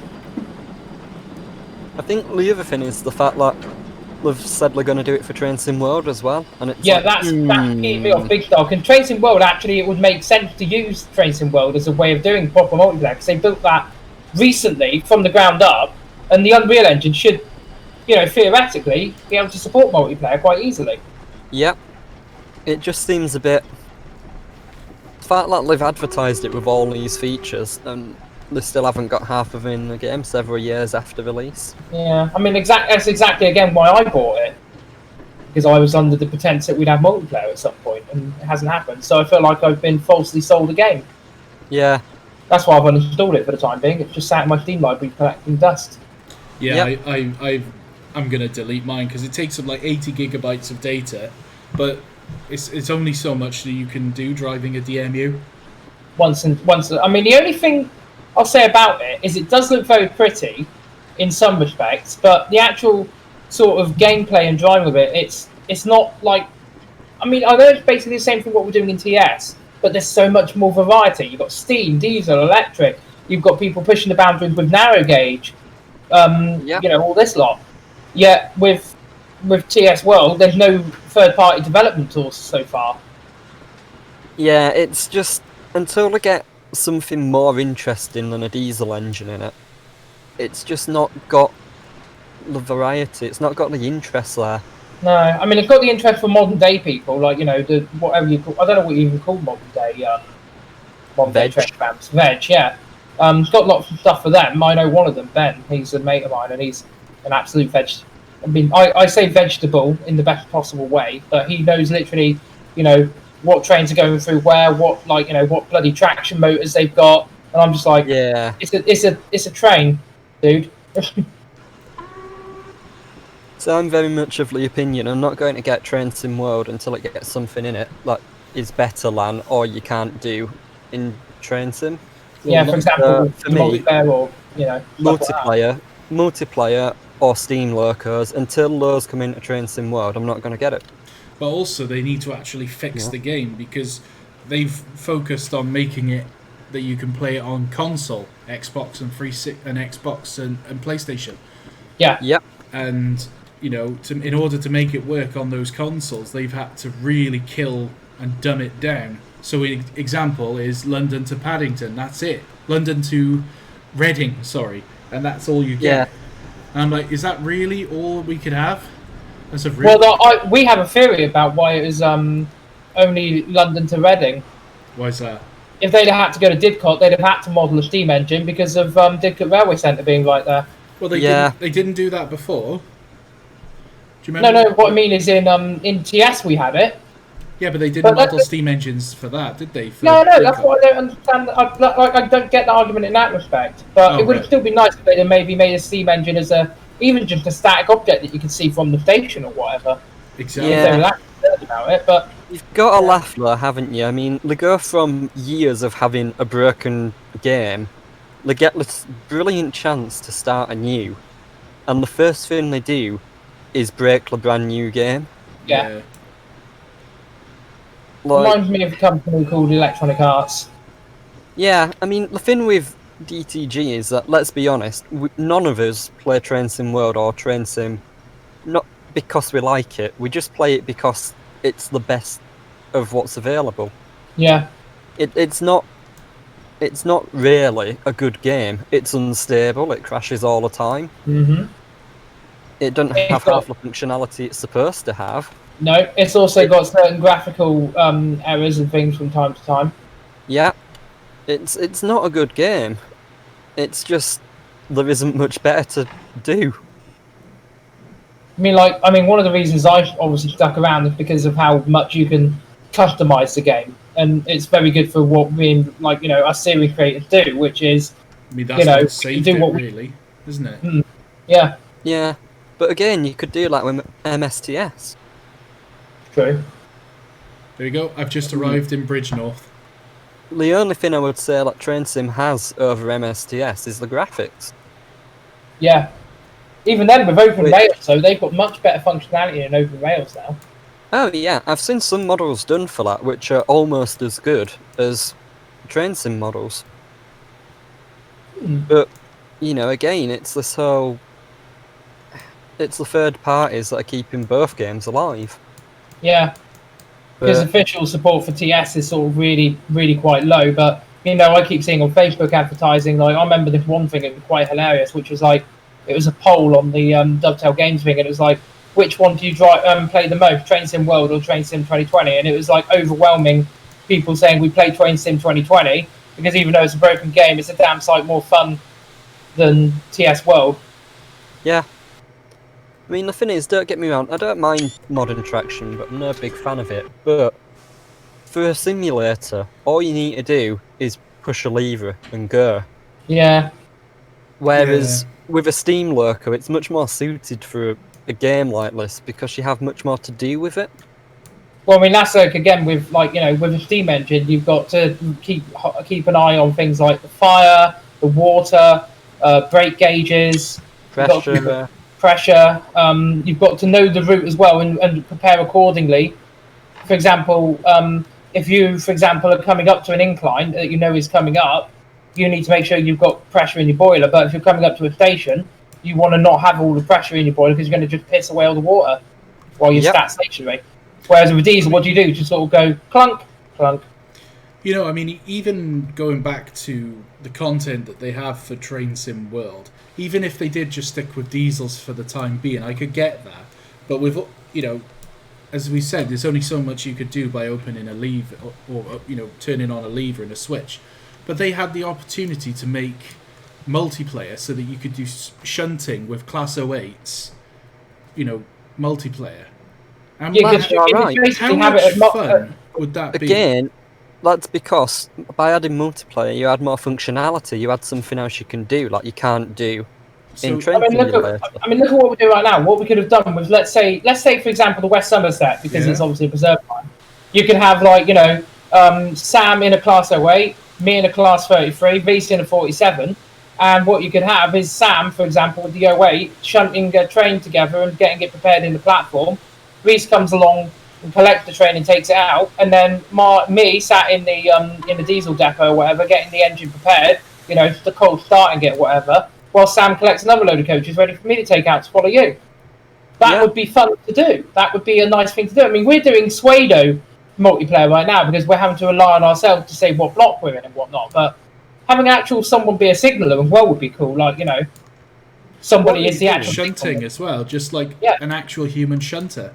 So you're in the loco, and then somebody's on the ground giving you ground signals. Yeah. If that's the level you want to go to, that would be incredible. Yeah, what we're doing right now is we're doing Ravenglass and Estair Railway signalling. Yeah, with their radios. Yeah. Oh dear, what's happened there, John? Oh, mate, something really bad's happened. What has happened, John? What's happened? A bird shout on my head. Oh. I've been on that line. Oh, don't. I really want to go on the Ravenglass and Estair, but then again, Rick, have you ever done Romney? No, that's one I've done Romney twice. I've never done Romney, but I would say that Ravenglass and Estair Railway is, in my personal opinion, the nicest steam railway I have ever been on. I imagine it's probably the most scenic. Definitely. Because it runs right through the Dales, doesn't it? Yeah, it runs through the Lake District, and it goes up to Boot near Dalegarth at the foot of Scaffold Pike. Oh, bloody! Which is the highest mountain in the country. But it also goes from Ravenglass, which is the only seaside village in the Lake District. Wow. So it's quite unique in that sense, but the rolling stock there is lovely. The engines are absolutely beautiful. The staff there are ridiculously friendly. It's just that's all north for you anyway. Everyone up north is friendly. Yeah, it's just a particularly good railway. Yeah. Whereas, I mean, Romney for me, I think I like Romney a lot because it's basically a narrow gauge mainline railway, and it's got so many nice locos down there. Like, you know, you've got the Pacifics, the Mountains, you've got the Bug, you've got the two diesels as well. You've got the Canadian outline ones, and then you've got the German loco as well. Yeah. And it's just a nice little variety. I mean, like, it's one of the biggest varieties you've got on a line of that scale. But, you know, you combine the two railways, like, you know, people think of them as toy railway, but they're really not. It's funny because it complies with more regulations than even some of the big railways. Yeah. It's just different. It's in a different league. I mean, you can't go on a standard gauge railway and shunt stock around by hand by literally pushing it. Whereas on a narrow gauge railway, you know, 15-inch gauge ones, I've seen them do that before. I helped them do that before. Imagine what he shunt the coaching by hand as well, can't you? Oh yeah, that's exactly it. It was the observation saloon thing that someone had on for a party, and instead of getting out diesel fired up and doing a big fancy shunt with it, we just uncoupled it by hand because it's just a pin and bar coupler. Just pulled the pin out and we just pushed it into the carriage shed. But it's, you know, it's no less dangerous than a real one. It's just on a more manageable scale. And the thing as well, you can get right up close and personal because of how small the locos are. I mean, you're towering above it rather than sort of looking up at something that's like, you know, 13 foot high. You're looking at something that's, you know, maybe 2 foot high, and it still can do the same job that the big engine can. That's what really impresses me.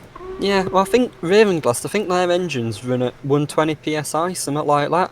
Yeah. Which is, you know, that's only like 30 psi less than the core tank. Yeah, and if you scale it up as well, that's looking more like, if you scaled it up by volume and whatnot, that's probably still about, the boiler pressure of a Peppercorn A1 or something. Yeah. Well, I mean, the referred scale, but on a term of like power to size ratio, they're actually more powerful than any standard gauge loco in the country. Yeah. Just because you can kick out a similar output, but a third of the size. And then you got because I was saying about Romney with their locos, and the scale speed they do is like mainline speed. Like their limit is 25 miles an hour, but they're a third scale size. So what they're doing is more akin to 75. Yeah, about 75 miles an hour, which is insane. Oh, I'm at Arley. I nearly overran, but I should stop in time. I'm just pulling into Kidderminster. That's a big shed. Oh, that's the carriage shed. I think it is the longest railway shed in railway preservation. Yeah. We'll have to do something about that. Yeah. We'll have to go take it down a peg. We'll take it down a peg. You just see, like, me, like, having a gigantic carriage shed, like, 1.5 miles long. It's like, what's that for, carriages? What you should do is take the actual shed that they used on this route and just, like, with some scaffolding and sheet metal, just add a bit on the end, just to say it's the longest one. Yeah, just add like a foot extra. Like, there you go, mine now. Should just go find this one and just tack out a layer of bricks around the middle. Where are you, Reese? By the way, you're still. You're still up at Bridge North. Bridge North. I could probably get to Hampton Load then. Probably. Yeah, I'd go for it, Tom. I reckon you could make it there easy. Yeah, do you know what? We're gonna blow this joint, and we're gonna head up to Highley and Hampton Load. Nice. So we'll be passing at Hampton Load, yeah. Sweet. I won't be too long anyway. I might bend the speed limit a little bit. Just make sure the way I look at it, the LNWR Super D doesn't have a speedometer. Yeah, so we'll just play Let's Pretend. Yeah, you just go. It doesn't have a speedometer, so you just sort of count the sleepers as you're going past and just hope it's right. Actually, well, you tend to go off the sound of the exhaust. Yeah. Yeah. Although it is funny, I had an experience on Nunlow. I think it was Little Engines Gala, and when we had Loworth Valley Driver come on, we were like, "Yeah, you do know this engine's supposed to be limited to 15 mile an hour," and he goes, 15 mile an hour? Oh, bugger, I don't know what that looks like. I only know 25. And it was quite funny because it was sort of that were his way of driving. You get a general feel for it after you've done it enough. But it must have been interesting trying to hold speed limits in the days before they had speedometers on steam engines. Well, I guess that's what they had the mileposts for, wasn't it? Yeah. Well, yeah, to some extent, but it's even so, if you think of all the stuff you've got going on an engine. It would have been quite challenging to think about it, wouldn't it? I was gonna say there's a lot of stuff to be juggling, isn't there? As we were saying before about all the other, things you got to do as a driver. Yeah. I can't remember how to couple up. You bump into the coach. Control Shift C, that's it. I literally forgot how to couple up. Oh dear, Reese. I know. Oh, I need to change my lamp code. I can be off to do that. Get rid of that one. I think it's Control Shift 3 to put it on the tender. Let me see. Yep, there we go. Oh, I just realised something, Sam, about that whole argument about listening out for the exhaust. Yep. What do I do in a Super D, which is offbeat because of the Joy valve gear? Oh. Panic. Yeah, we'll just say fuck it. But yeah, it's sort of you get an idea for what an engine sounds like at certain speeds. Like, it doesn't have to be the beat as such, whether it's a regular one or whatever. But it's also the sound of things like the the clanking of the valves and all this stuff. Because like I know that I'm travelling around 25, 26 at the moment, but that's probably because I'm used to the sound of the sub D. One thing I find interesting that's never mentioned really is the clanging of the firebox door, which may sound like a bit of an odd thing, but when you've got the fire door shut, it does make a clank. Sliding one, it makes a very distinctive clang every time you get a bit of the exhaust. And when you're in the cab, it's actually the loudest thing in the cab as you're going along. Well, Some locos do have it sound, the sound put in, and it does get a bit annoying, but at the same time, that is realism, It's how it really sounds, yeah. It's because of the draft, isn't it, through the firebox? Yeah, it is. Yeah. Oh, I'm just departing from Bridgnorth, Tom, and I remember when we were there, and we were watching. Was it Sir Keith Park on? I think it was Keith Park, yeah. Because it was on a wedding train or something, wasn't it? Driver X wedding train. Driver Experience, I thought. Yeah. Yeah. And it was just wheel slipping like hell. Oh yeah, that was great. So Keith Park is well known for that, although people will always jump to defend it. But we had it on the Worth Valley for a gala, and I think it took it something like 45 minutes to do a one-way journey, when 45 minutes is the time it takes to do a return journey. Atkins Bullies are well known for their slipper, isn't he? Slippy.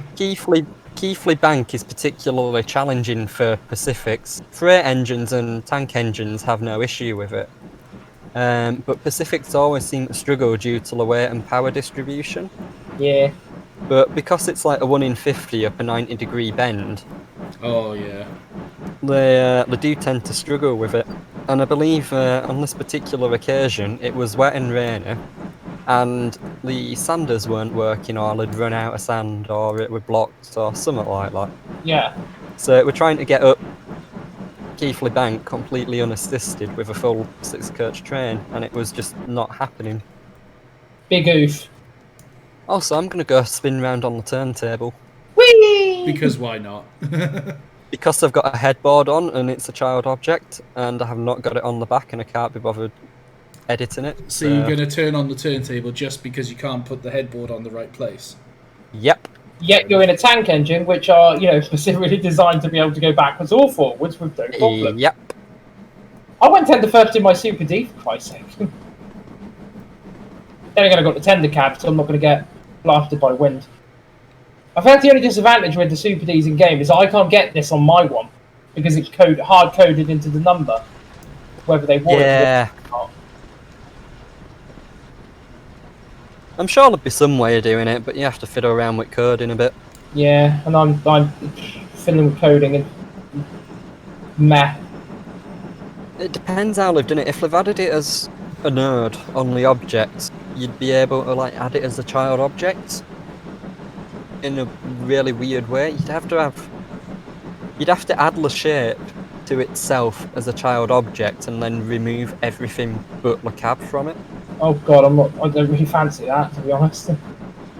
It's basically what I do with, all my Australian stuff I faff around with. Yeah. It's basically what I do with that, using the S160 child objects. Because the way the S160 is set up, all the child objects are just one shapefile. Yeah. And then the scripting tells it which bits to hide and show. So thanks to Victory Works, they did me a little script that you can edit, and basically you just put in which bits of it you want to hide, and it'll hide everything except for the bits that you don't put in. Quite clever.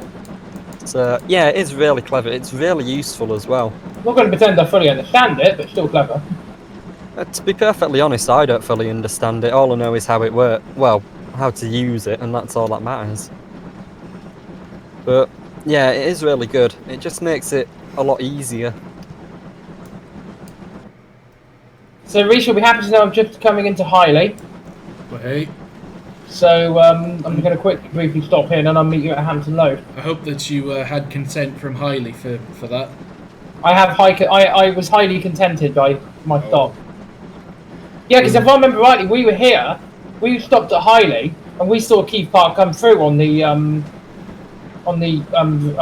driver experience train, because we'd been to the up to the engine house, hadn't we? That's right, yeah. And then I think we got the 28, didn't we? I think so. Or was it the taffy tank? I think it might be the taffy tank again. Either we got on the taffy tank or we saw it go past and we went to the engine house. Thinking because we came back on the taffy tank. Yeah.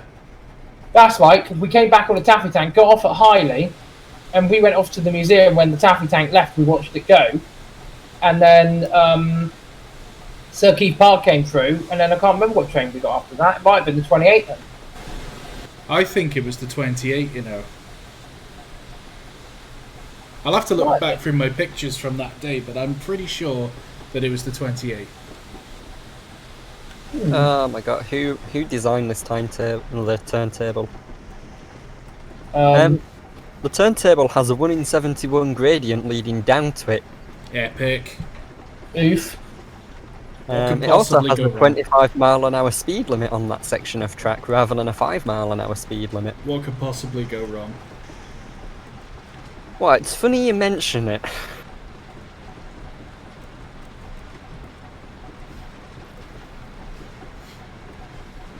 Let's get balanced just on the middle and then we can spin round endless. Right. So I'm now leaving Highley for Hampton Load. Yeah. When I get to Bridge North, I will do my run round and run my smoke break. Nice. Nice, baby. Yeah, I ain't got far to Hampton Load anyway, so... Yeah, I don't think I'm far away from there. Right, let's get a nice screenshot of that. Ooh, that'll do. Oh no, this is Erdington. I've never heard that before. I think Erdington is the station that they built just before they reopened it in 1970. Yeah. It's a bit of a shame because it's a nice little place, but there's like nothing here, so you know the timetabled services never stop there. I think there's talk of them possibly one day reinstating the loop at Erdington. They should. Refilming the platform. I think they should. Would be nice. You know, it would add a little bit more in depth to it, I suppose. I don't know. It would add an extra passing loop for Garlets in the main. Yeah, exactly. I just managed to get a really nice screenshot with the sun reflecting off the paintwork. Oh, lovely. Mr. 8K textures, man. To be fair, Reece, you've seen the core tank in real life. I have, yes. I deliberately, very specifically wanted to show you that just so I could get someone well-known who can vouch for me with the whole reskinning train sim. To be absolutely fair, I didn't... I don't know if you knew about this, Tom. I went to the Keighley and Worth Valley last year. Mm-hmm. And Sam took me to the Bahamas Loco Society shed, and I got a tour of the coal tank and Nunlow, didn't I? Ooh. Yep. And I didn't believe Sam when he was saying about how shiny their locos are. But yeah, they really are that shiny. Are they literally like? Are they literally like oiled up? Like with paper you oil? could literally eat your dinner off it. You know, that's how clean they are. It's basically car shampoo and then furniture polish, but the finish on them it's literally a mirror finish. You can see yourself clearly in the side of the paintwork. I think you're going to have to probably talk to the Merchant Navy Locomotive Preservation Society then. Yeah, it's funny that because the Bashmash did a poll over whether Bahamas or Clan Line was cleaner. I think I voted on that and I said Clan Line. Well, I was saying everyone who's voting for Clan Line has just never seen any other BLS engines. To be fair, that's true. I've never seen one. I think the same thing could be said the other way around. Yeah. Because it's like the Clan Line is always down south and Bahamas is always up north. So. Yeah, I don't think enough people really give Clan Line enough credit where it's due, because there's always other engines that overshadow it in a way in the public popularity, but when you consider what Clan Line's actually done in preservation, like it's been on the main line every decade since it was preserved, since it was built. That's got to be unique, surely. It's got to be, yeah. And it's also one of the best kept locos. It's rarely ever fails, if ever.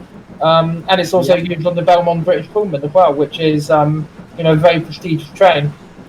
Yeah. How many other locos have worked that? It's only like Flying Scotsman and Tornado. Tornado, I think. Yeah.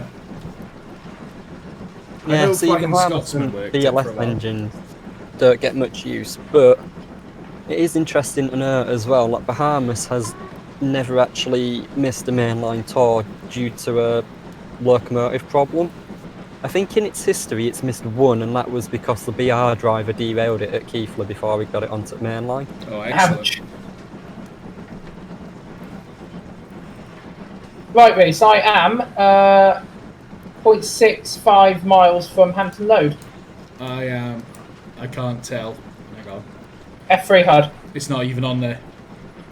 Oh really? So I'm gonna be on time, Mister. Well, I am actually on my way, so you know, not far off. Better late than never, Reese.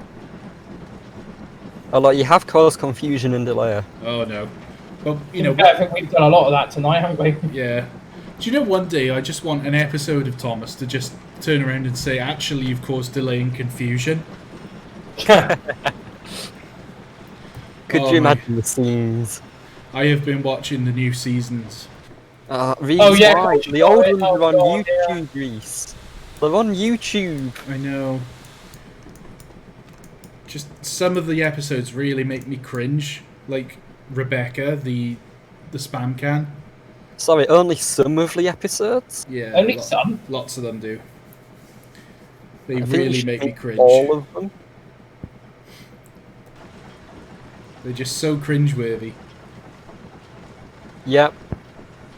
But of course the difference is they aren't really made by people that care about trains anymore, are they? Well, they don't even know anything about them. Their limit to their knowledge is it's a blue tank engine. Yeah, but look at the difference between that and like the original series. Well, so 'Cause they the actually original did was- some research, didn't they? Well, not just that, but it was full of, if you watch them, it's actually full of railway-specific regulations. Yeah. Yes, there's lots of technical terminology in there. Whereas the modern stuff is just like, haha, lol, train is bright colour. Exactly. I have stopped at Hampton Road, Reese. Okie dokie, I'm not far away. Cool. I'm literally just about to come around the corner. Oh, cool. Well, while I'm waiting for you, I'm going to go have a look at the model train. Alright. Power sliding pannier tank. I'm just slowing down. I'm approaching the Garden Railway setup. Oh, I should put my proper lamps back on. Oh yeah, I see. Yeah. Control shift. And control 234. Control 2 again. Up to control 3 again. This Flying Pig is actually a really nice loco to drive on a preserved railway, I gotta be fair. I really enjoyed driving it tonight. Yeah. It seems like a decent loco. I need to have a proper spin with it. It's definitely not the worst loco in Train Sim. Well, that's not exactly a compliment though, is it, Reese? I think the best way I've described the Flying Pig is good freeware. It is Because- exceptionally good freeware, yeah. Yeah. I mean, I wouldn't say it's payware quality, but it's very close to it, so it's good freeware quality. It's almost like the... I mean, I remember when I drove the... back in the day when the first of the, King Train stuff came out, like the King Train King class. Oh, That was very good. I remember, I drove that engine so much. I can remember the King Train's King, but then there was a mod to add the Great Western 4500 was it Prairie Tank cab to it? Yeah. So that you actually right. had a Great Western cab. It was probably one of the better freeware products that have been out there. So, I mean, that's how I describe the Pig. It's more like good freeware. It's not bad payware. It's not bad freeware. It's not, good medium payware. I just say it's good freeware quality-wise. Especially Yeah. since time it's been passed around and stuff. I've screwed you over again, Tom. Have you... About 4 of my coaches are still on the main line in front of you. Oh, God's for God's sake! Reese, you know, if you have a look on the F4 HUD, you'll find out like that bit of track in the direction you're going is specifically called something along the lines of extra space. specifically to allow you to fit in there. So it literally says, it says, Hampton Low P2 extra stop. Shut up. Yep. Oh God. So I now have to wait, like my precious passengers who are just sort of here, like, you know, why are these excellent drivers being held up by some really, really bad driver? And Reese is just in a cab. Lol. He just doesn't like London North Western. I'm literally wheel slipping to move out the way quick enough for you. He just doesn't like London North Western. That's what it is. For shame. There you go. I am clear. I'm clear of your set of points. Are you actually? I don't think so, because I'm watching. I'm going to say, because I'm watching your stream, and I literally can see your. It's a couple of seconds slow, all right. Just give it time. Okay, well, I'm going to go up to Bridgenorth and hope not to die. Yeah, it is. Yeah, it's worth mentioning. In the not too distant future, we may be able to do a stream where each one of us drives a different London North Western loco. Yeah, the DX goods, isn't it? Is it? Chris has 3 London North Western loco planned. He has Cauliflower, which is the 060 goods engine, for which I've got to do a compulsory livery where we just replace all the textures with pictures of cauliflowers. That's got to be done. I've got to do just as a novelty thing. We've also got Hardwick at some point. Yep, we've got Hardwick and we've got Cornwall. Yeah, I think someone in my server has basically been banging on about Cornwall ever since Chris announced it, and they're literally frothing at the mouth about it. Yeah, it's on his to-do list, but his to-do list is currently about 40 locos long. It's pretty big. He's certainly ambitious. I mean, you can churn them out. Oh, he can churn them out. Oh my God. Finally, the Death Star has decided it wants to install Windows 10. Took it long enough. I started it about 4 hours ago. Oh, really? And it's only just come up with the notification to say, yep, we can install Windows 10 now. How come we're reinstalling Windows 10 then? Because, when I started my new job and I moved up to Hull, I basically put the Death Star in a big plastic bag and I didn't touch it for 2 years. Right. So now that I've built my new office in my new house... Oh, right, you need to do the updates and things. Yeah, I've been installing all the updates and getting everything sorted. And with Windows 7, you had till a certain date to... Upgrade to Windows 10. Yeah, upgrade to Windows 10, that's it. But I didn't do it. I should have done, but I didn't. I just missed it. So I was complaining about it the other day to a friend of mine, and he said, "Well, what are you talking about? You can still do it if you've got a genuine copy of genuine version of Windows. You can do it anytime." So I was like, "Oh, okay." Bye now. And I found on the Microsoft website the thing to do it, and it's like, "Yeah, here you are, Windows 10. There you go. It's yours." So I'm like, all right, that's just saved me 120 quid. Huzzah! So and it's going to cost me a fair bit to redo my PC when it's time. Yeah, I'm terrified of that moment. It's going to be a case of me getting Will to come down and do it again when it comes to that. I wouldn't have any idea what to do with my computer. I'm at the stage of needing to upgrade, but yeah, it's one of those. I'm going to keep this one going until it's physically unplayable. It is physically unplayable now, Sam. Yeah, but this is a marked upgrade on what my previous laptop was like. Tom, listen to this now. How do you actually play your laptop right now, Sam? Okay, tell everybody. Oh dear, I sit down and I play with it on my lap like a normal laptop. No, you don't. No, I don't. That's completely. Basically, what happened is because of the way my laptop is, the screen is held onto the back of it by only a few screws. Ooh! And the issue is the plastic that the screws screw into has snapped. So, although nothing electronical is broken and the screen works fine, the screen isn't physically attached to the laptop anymore. Okay. Because of that, I'm sitting playing with it plugged into my TV and using it like a desktop. Oh, okay. Nothing wrong with that, really. It's quite an ingenious solution to a problem that never should have existed in the first place, I think. Well, no, not really. Yeah. But in fairness, when I had I had Grid 2 installed on my computer for a while. When we moved into the flat, and what we did, we plugged in the HDMI into the TV, and me and Trace would just sit there playing multiplayer split screen on Grid 2. Oh, that's pretty cool. That's bloody awesome. I'm hoping that's what I'm sort of planning when I do upgrade my desktop, is I'm going to use the gaming rig. Unless, if I don't sell it, then I might just see if I can plug it into the TV in my living room and use it a bit like a games console. You probably could, to be fair. Yeah. The thing is, like, I spent a lot of money on this laptop, but if I try and sell it, I'm not going to get a fraction of that money. Excuse me. So I would probably resent selling it by that point. Do you know what I mean? Well, yeah. Well, believe it or not, Reese, you know my old laptop that I've had for years? Yeah. It still works, and Tracy still uses it. Oh, nice. So it does still exist, the old White Knight.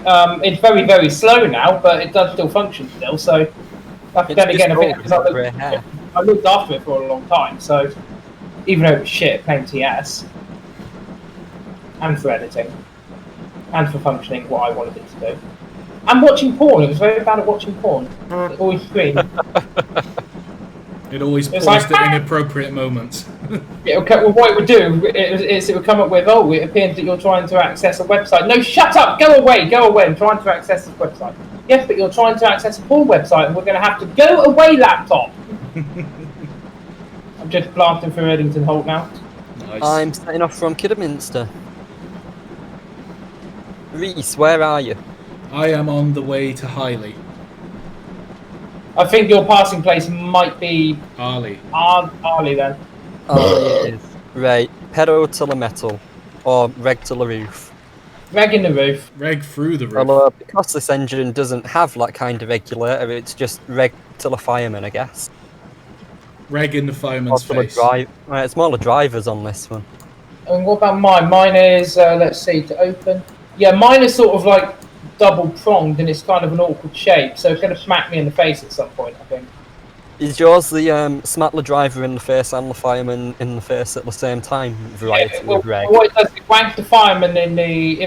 wait, which side? Yeah, I'm on the driver's side. It whacks the driver in the face and hits the fireman on the head. Yep. That's a scientific way of describing shapes of regulators, everyone. Yep. For example, the regulator on Monturo 2, that hits either the driver or the fireman, depending whether it's open or closed. Yep. Oh, Terry Bartlett's actually made a good point. The only Garretts now, apart from like the Microsoft Train Sim ones, are the Welsh Highland ones. Yeah. Yeah. Which is a good point, and they are quite good actually, I'll be fair. I think the only problem I've got with them is they always seem to have no water in them when I put them down. That might be a problem with the big farm. It could be fixed. Yeah. But they're very nice. I'd like to do a run along the whole Festiniog and Welsh Highland with one of them, but I'm obviously with the water situation, you can't do it. That's on our to-do list. We need to incorporate that into the railway challenge thing we need to crack on with. Yeah, we need to do that, don't we? What's this? Railway challenge? Yep. Yeah, there's like, what is it, the Best of Britain Railworks challenge? That's the one. How's that work? Well, that's what we've got to try and work out. But basically, it's going to be a fuck ton of races and challenges and puzzles and that sort of stuff. Alright. So the idea is to represent pretty much any of the railway companies, isn't it? Yeah, I think the idea is we're going to try and have... There's going to be... Look, we're looking at the big four for it. Mm-hmm. So there's going to be a race, a freight challenge, a heavy haul challenge, and a branch line puzzle, which will be like shunting and all that sort of stuff. There's going to be one of each of those three activities on a different route from each of the big four, so that brings the total up to 12 different things there. Challenges, yeah. And then there's going to be a few extras and special ones as well. Which will be things like, can you accurately recreate City of Truro speedrun, or Flying Scotsmans, or Mallards, or can you pull 100 wagons with a 28XX, or stuff like I that. had to bring the 2800 up again, didn't you, Sam? You just had to do it, didn't you? Yeah. But yeah, one of the ones I want to try and get in is a really big shunting puzzle. So it'll be like, you have a yard full of wagons hidden all over the place, and you have to find the right ones and put them in the right formation. Oh god, that's too complicated for me. Yeah, the idea is it'd be sort of a time challenge thing. So Reece, I just realised something. What? Well, I'm coming into Bridgenorth. You're driving the flying pig, aren't you? Yeah. There appears to be a The one that's flying in the pig shed. sat in the shed at Yeah. Bridgenorth. This is exception right now. Or, as the North Anglians call it, the doodle bug, Yeah. rather than flying pig. I remember that, actually. From the beta. It was in the beta. Yeah. Everyone was so excited. They're like, oh, the 4300's in there. And it's like, no, it isn't. It's a casino object. I can Right, remember I I know was that. one of those people. It's Right. probably the most detailed steam locomotive scenery object in game at the moment. Probably. Unless you count, actually, no, let's not count that. Anyway. So, on Bridgenorth, I'm going to do my run round manoeuvre. And what is going on now? Yeah, and then I'm going to go and have my little quick break. I'm just about to head out of Highley. Still having lots of fun with the Super D, I am. Splendid. That's super. I'm It is standing. absolutely. I'm standing where we watched the 28. Tom. I'm standing on the path when we were going to the engine house, so we watched the 28 go by. Oh, yeah. Mr. Krabs.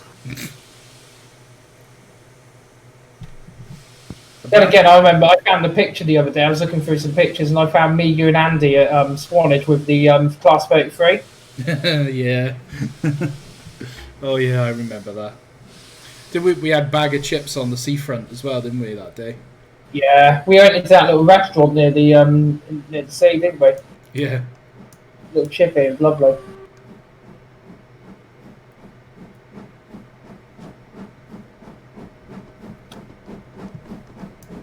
It's been really nice to actually run a preserved railway. Yeah, and Yeah. actually sort of doing it properly as well. This is the sort of thing I like doing.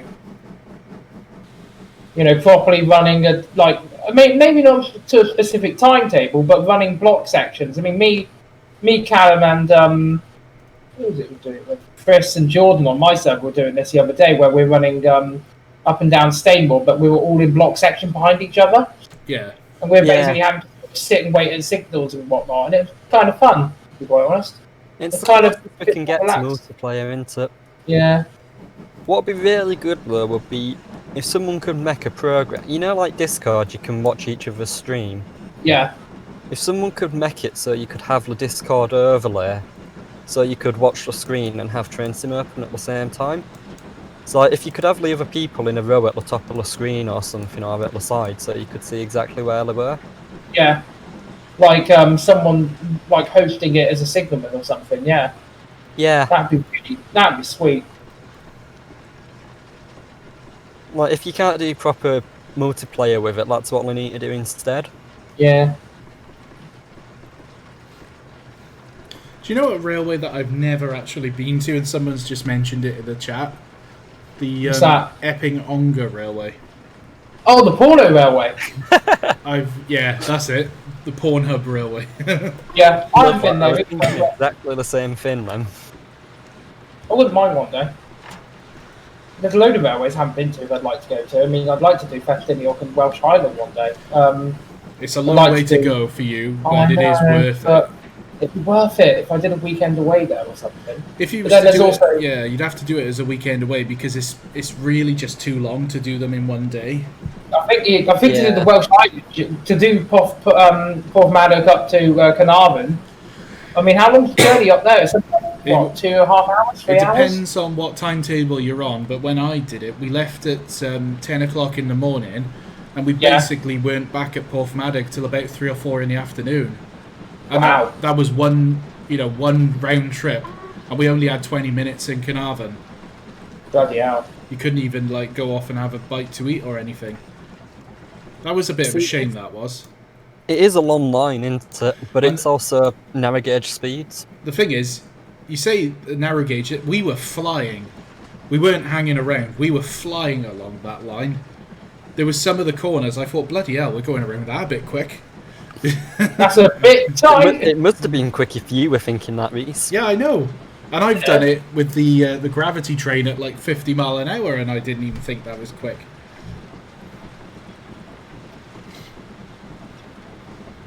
That's one of the things, when my son is a bit older and he's able to travel around on heritage railways with me, he's not going to have much choice about this, but we're going to be going on tours. You're going to raise him up to like them, and he's going to be raised up to hate them. Yeah, He'll go probably. through the teenage phase, and I'll be like, I'm never going near a heritage railway again in my life. Really careful of, well, I'm going to sort of say that, do you remember on the West Somerset that one time, Reese, where that one kiddie basically gave me a panic attack on the train? I remember a couple of times that happening. Well, this was the one kid who actually properly gave me a panic attack on the train because he was like getting really close to me, following me and all that lot. Right. I'm just saying, because I remember you saying a wee while ago about people sort of like trying to get a bit too friendly with you and your family in a way, if that makes sense, via Facebook. Yeah. Just got to be very careful of that when you're taking your boy around everywhere. Just make sure that, like, make sure James Light isn't there. Reece, you'll have to go incognito. You'll have to shave your beard or something. Shave your beard, other than a flat cap, because that's how I recognise you instantly. Well, the thing is, when I go to heritage railways nowadays, people recognise me, but they don't come and say anything. They just like stand there looking at me, looking at you. Like I did the same thing when I met him. Yeah, when at Keighley Valley, he just stood on the platform, looked at me with his mouth open, drooling. It was more, oh god, he's getting too close to the engine, it's gonna fall over. Yeah. I mean, that's the kind of thing. That's how I met my mate Ben Dolman. Him and his mother were the Swanage Railway, and he just came up to me and went, "You're Dr. James Batch." She's like, "Oh my god!" I literally red as a fucking cherry. Because I think it's also happened a few times down at Swanage where like some people who have watched my stuff have sort of said, "Oh, it's you." It's like, you might be mistaking me for someone else, and then I just sort of like turn my head, close my eyes, and walk away because I'm so terrified. But yeah, when this whole lockdown thing's over, we're definitely going to start doing some more stuff together. I reckon, go to some places. But so I'm Bridge North. I'm ready to run my return journey, so I'm going to go and do my little break box. I'll be back shortly, boys. All right, no worries. We'll see you in a minute. I'm just pulling into Bewdley. Bewdley.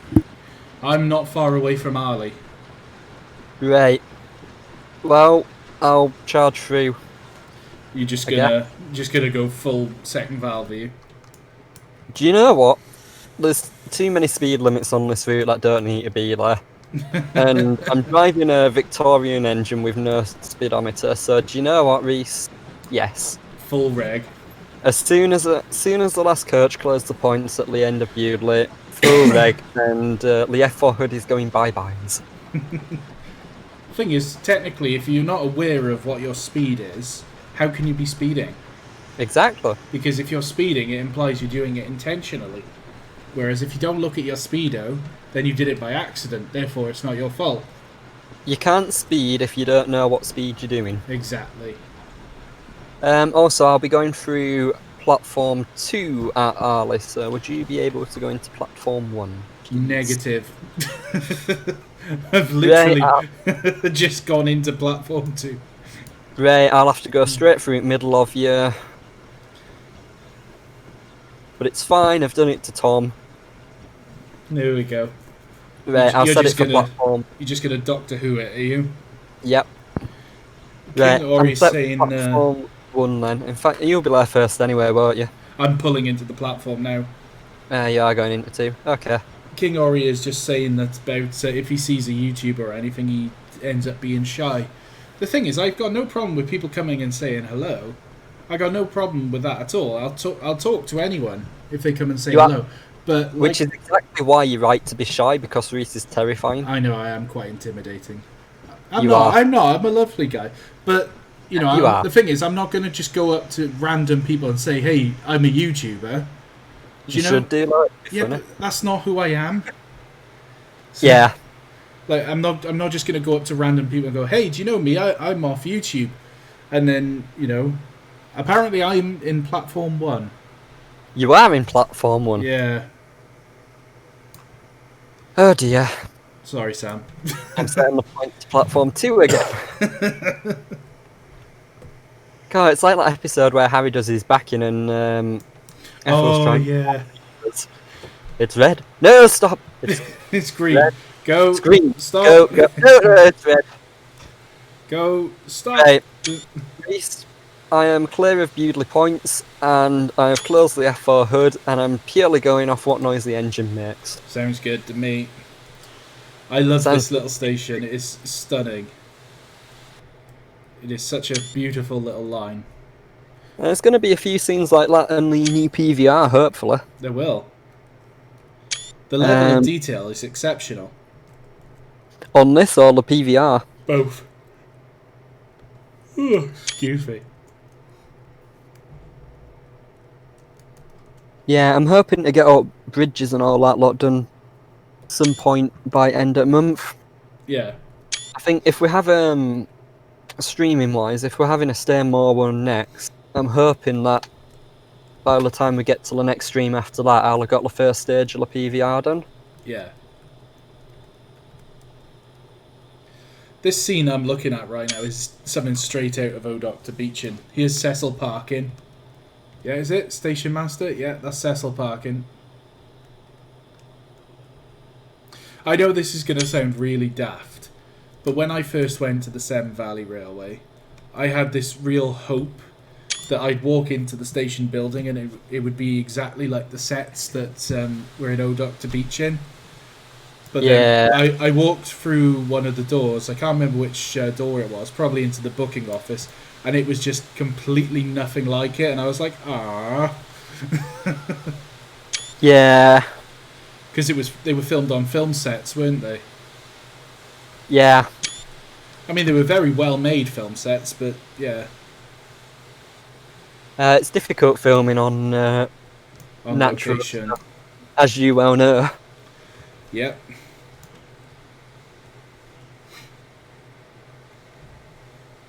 I tell you what, I'm fair going now. What sort of speed do you think you're going? I'm not entirely sure, you know, but she seems to be gunning for it. I think we're safely ocean. Personally, I think 813, but it's a home fleet loco. Yeah. And you know what? Credit where credit's due. 813 is a beautiful Hudswell Clark. So... I knew that was coming. God, Mr. Industrial. Yeah. Specifically, Mr. Leeds built industrial. Mr. Leeds built industrial, yeah. That's a 10 mile an hour speed limit. Oh, it's fine. It's only for a level crossing. I'll probably just run over someone, but it's fine. I should have got out of the way quicker. It's cool.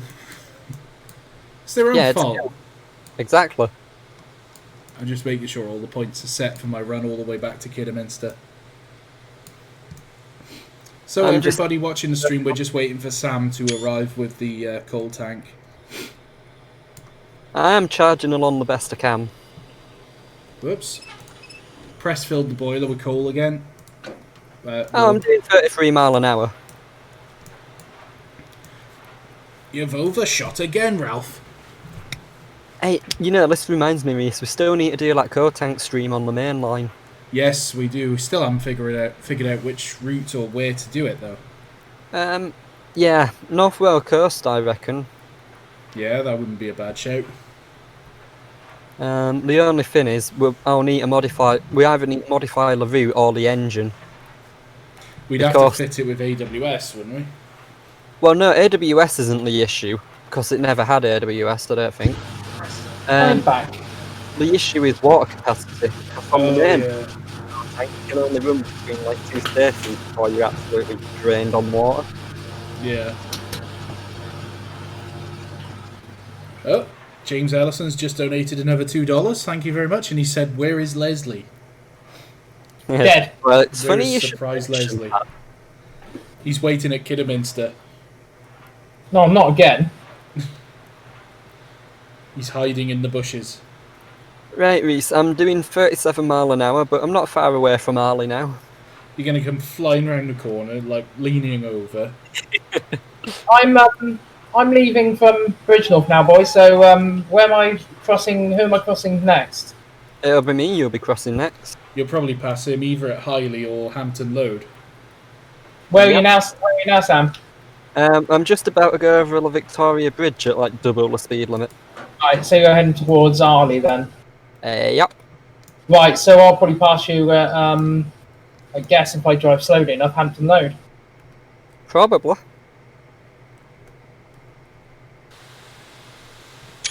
I'm going to sit here and eat my Milky Bar milk slices that I just got out of my fridge. I really want an ice cream now. Same, innit? It's one of my favourite things is like going to a steam railway on a hot day and, you know, getting like a big ice cream. Do you know what? I think there's another Ask Reese question coming up there. Where? What is the best ice cream you've had from a heritage railway? Oh no, that's an awkward one because I've had So many. I can't remember if it was Swanage or if it was. No, there's three. It could be. It's either Great Central, Swanage, or West Somerset, and it was like a proper clotted cream Cornish one.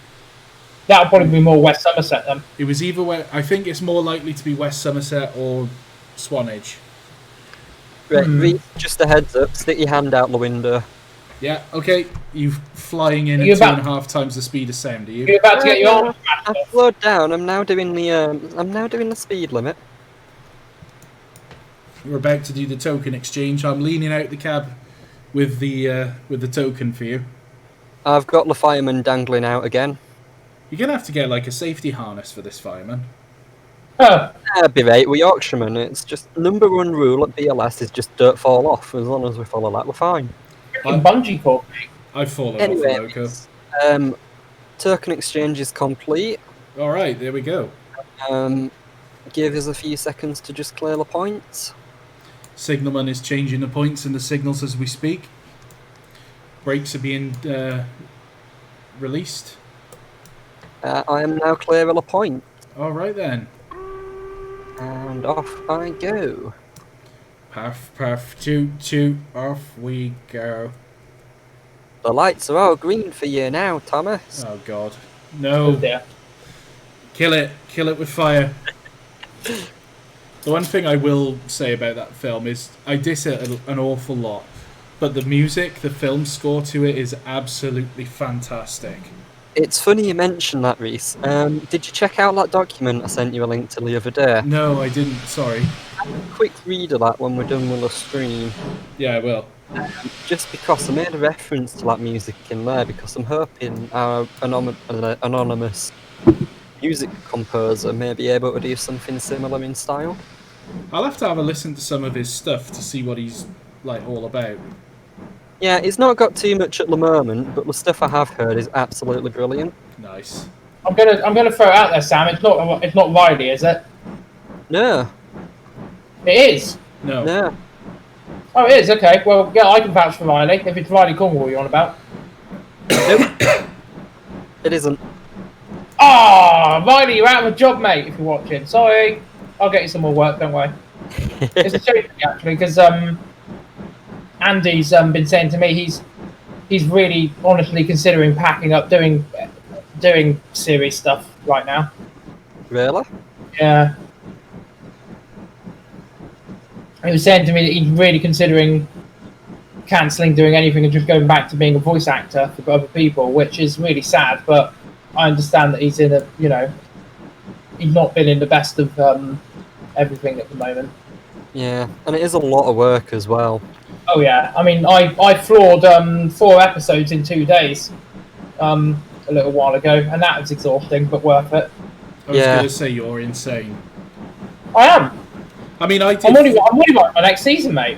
years ago, I did the original Over Hills. I did 3 episodes in one day, but that's because each one was about 8 or 9 minutes, so it doesn't really count. And the quality was AIDS compared to what it is now. Oh yeah. This new series is going to take you ages to film. I know. You won't be able to film 1 episode in a day, never mind 3. I can barely even film a scene in a day anymore. Oh my god. Without Train Sim deciding to dump on me or something.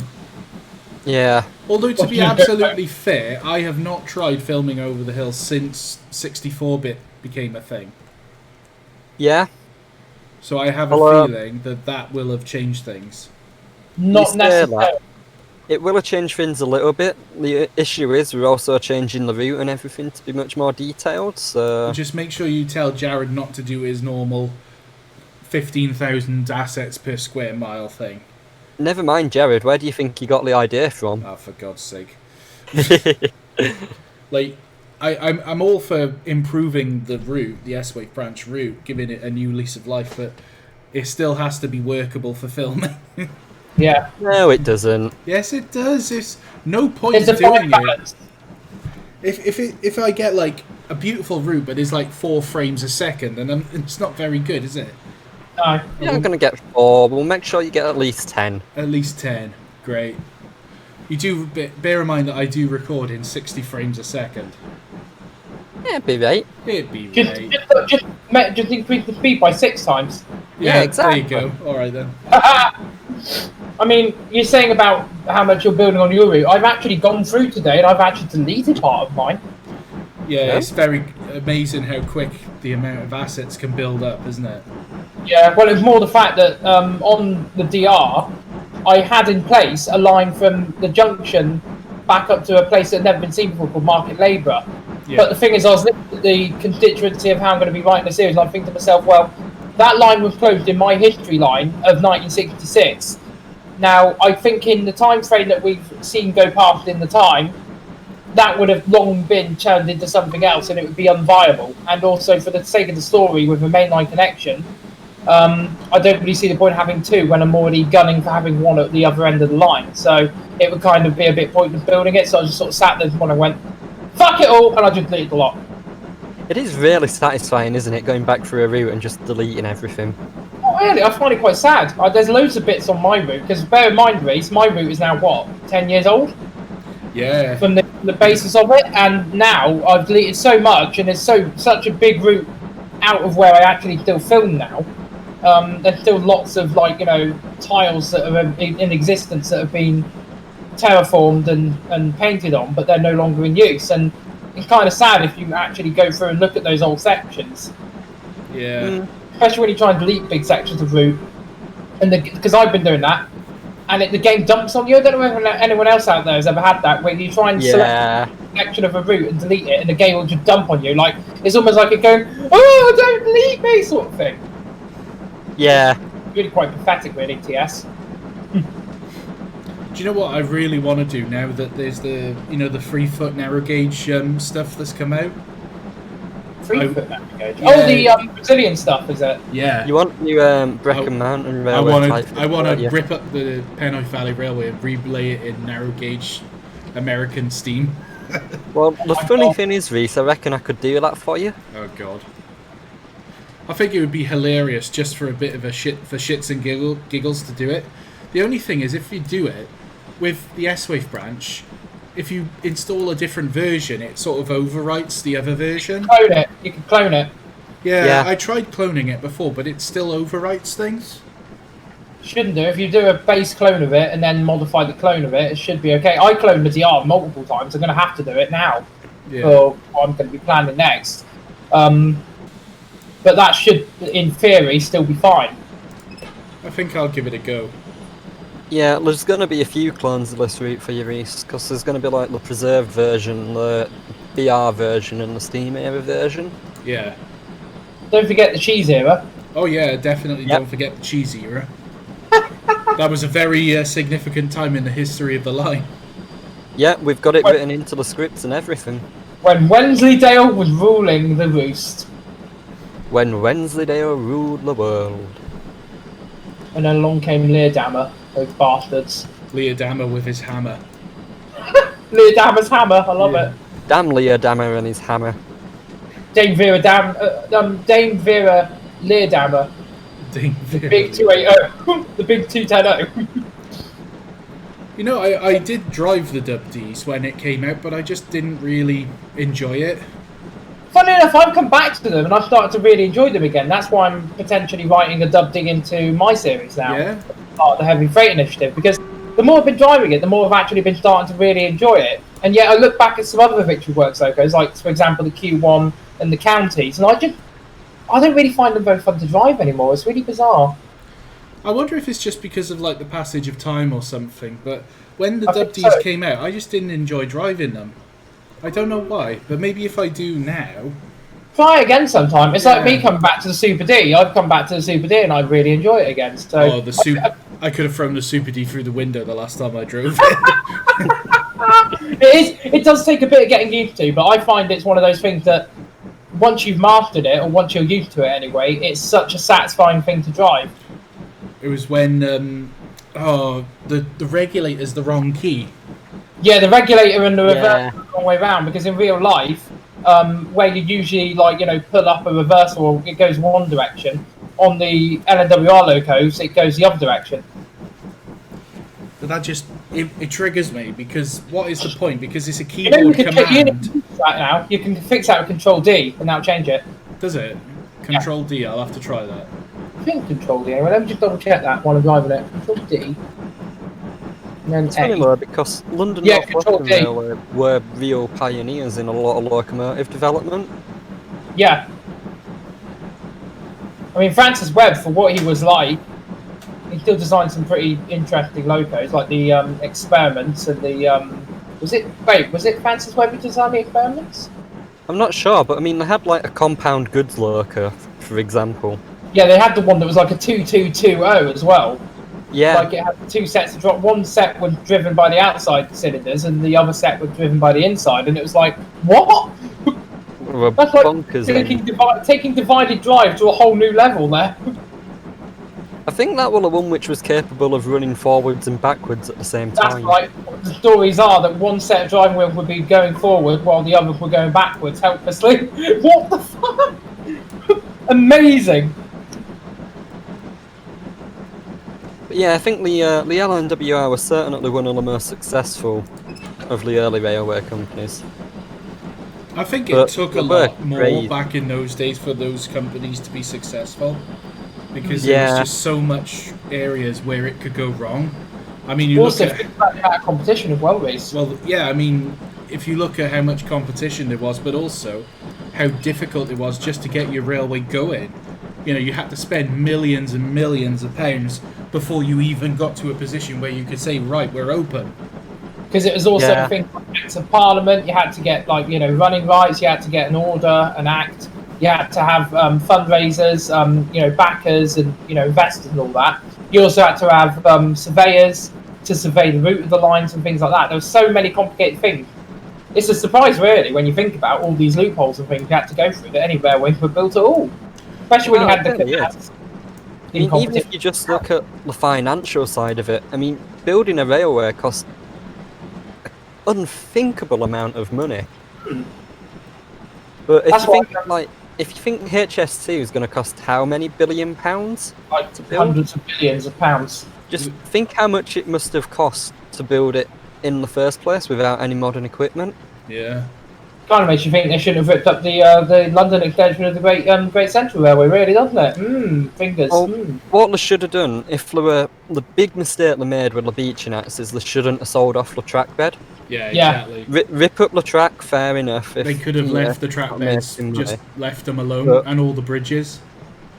Yeah, they should have left the track beds intact and left them as property of British Railways. Purely because if they ever needed to reopen them in future, like we're at the point where they're needing to now, then it would have been there and they'd have been able to. Yeah. But now they can't do it, and it's going to cost even more money to completely rebuild a line in the first place. I mean, in South Wales, the South Wales Metro were looking at reopening a whole bunch of lines, to make like a sort of London Underground style inter-valleys network. And one of the things that they did briefly look at was trams, but like in some sections they can use National Rail, so they could just go zipping along National Rail, but then they could just sort of hop off onto the road and use, and they're like sort of, I don't know how they do it, but maybe light rails or something built into the road. Yeah, like I think it is light rail. You know, and then even in the valleys, you have some steep sections of line. Somebody was coming up, why don't you have rack-assisted sections?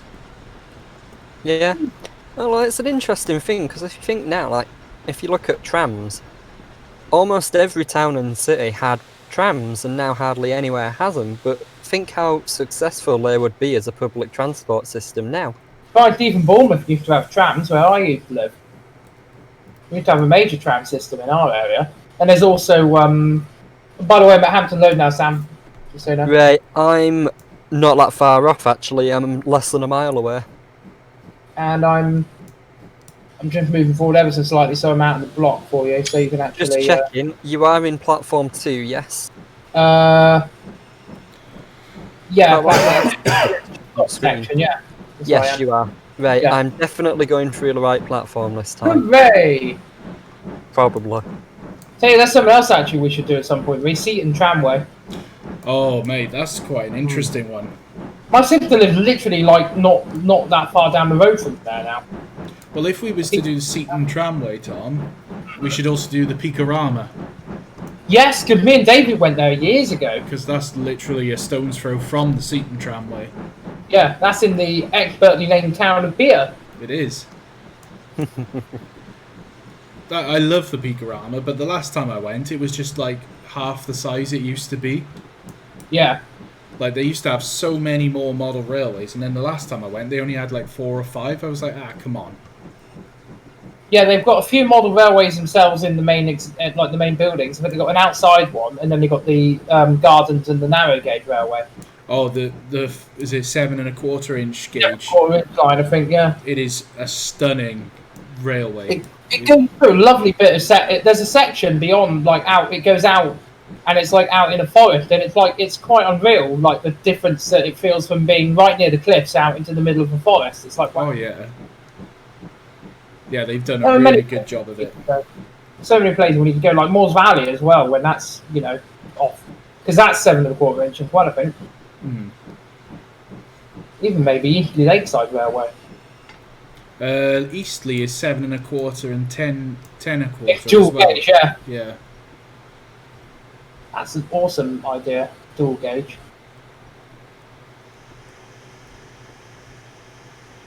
I'm just stopping in Bewdley. Tom, prepare for token exchange. Okay, right. I've stuck my I'm literally holding my fireman by his legs, and I'm dangling him out of the cab. Same here.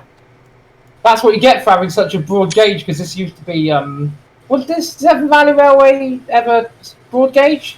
You know, I don't know. I don't think it was. It was skinny.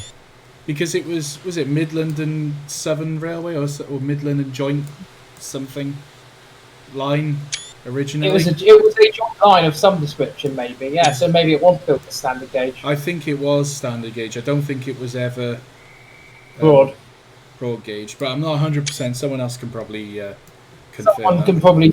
I imagine, because someone probably still needs to super chat out there somewhere. They can super chat and tell us what they think. There you go.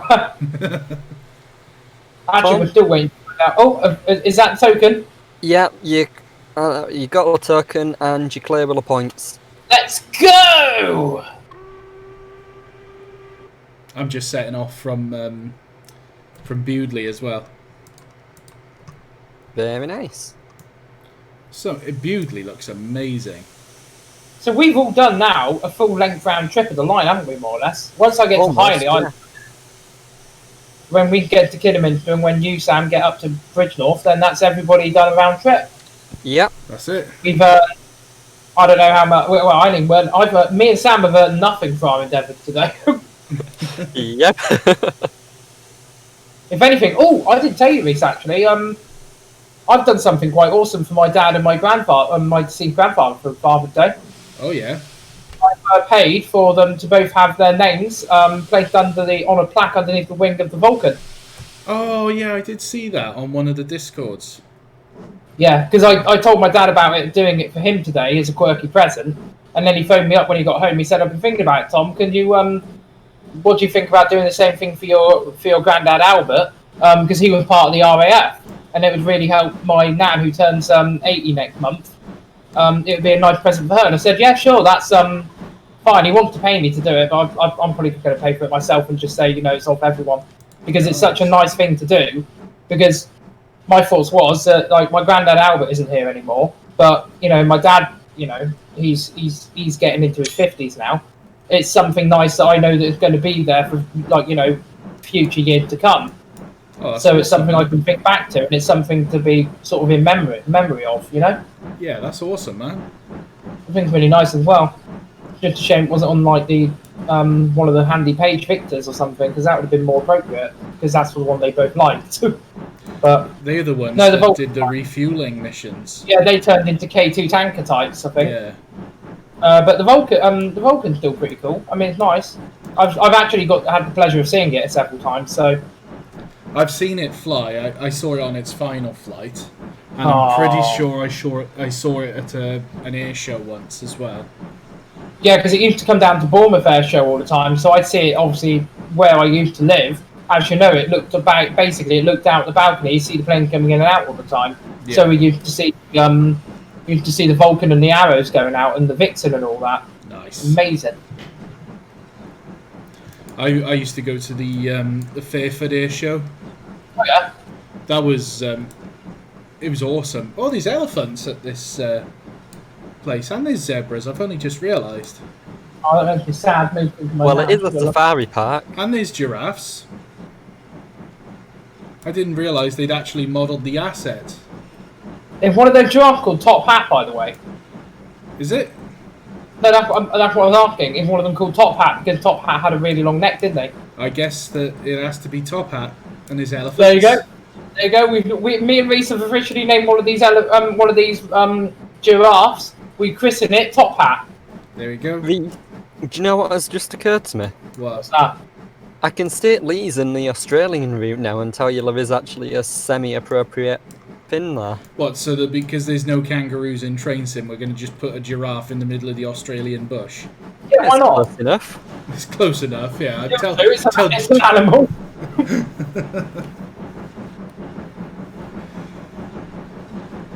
I'm on the long uphill bit to Kidderminster now. I'm climbing through Country Park Hole.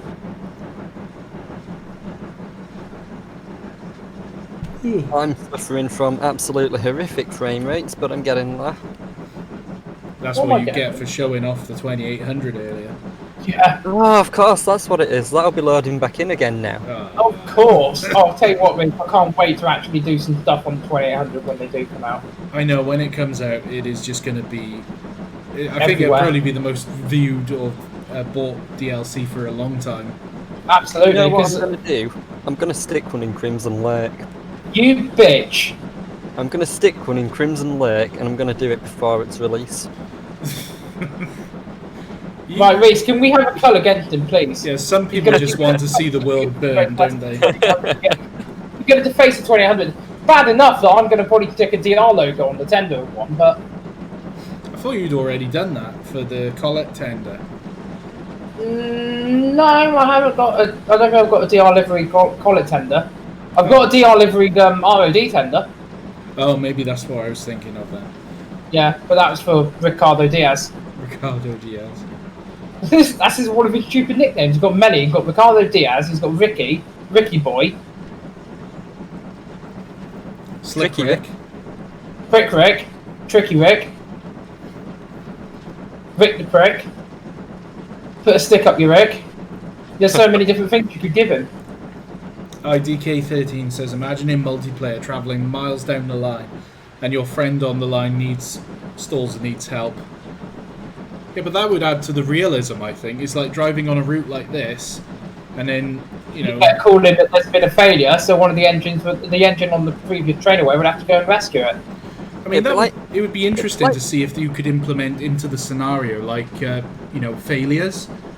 So, like, it'd be brilliant, Reese. We could do a stream. We could have me and Tom on shed just doing nothing. You go out and horrifically derail, and we can just come and save passengers. No. What we need is because Guion and what's his name, Eeyore. Guion's coding Eeyore working on breakdown crane using the BLS one as reference. Yeah, we could do that. Have you seen that video of it, Tom?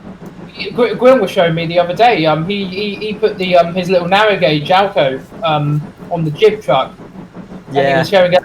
He's trying to work out a way of being able to do something similar to have it so we could actually physically have either a loco or permanent weight stuff being lowered and raised on the cranes. Because you're saying you're thinking more towards people like me and Reese or whatever and Andy who could maybe find a good niche use for the crane. As part of the series scenery objects type deal, because I've been trying to sort out the old Iron Horse house crane, but it's horrible. Yeah, you'd have to have it as like. I wonder if you'd either have to have it working as like a turntable or something, or you'd have to have it working as like an animated static object. I think he's setting it up as a loco. Yeah, no, I mean like the actual load it'd be lifting. Oh yeah, it'd have to be child objected onto it, I think. Yeah, it'd have to be like a child object, like you could set onto the hook. Yeah. And then it'd like lift it up and. I think what he's trying to do is he's thinking about putting chain like an I-beam with chains coming down, so it looks like it wouldn't be the most realistic look, but it would be the most practical version. Yeah, because you've got to remember we're working within the confines of this absolutely garbage game engine. Well, if you had it as a child object, like you could show and hide. I think that's something you could have. Yeah, you'd be able to have it so like it'd like when the cranes lean over to pick it up.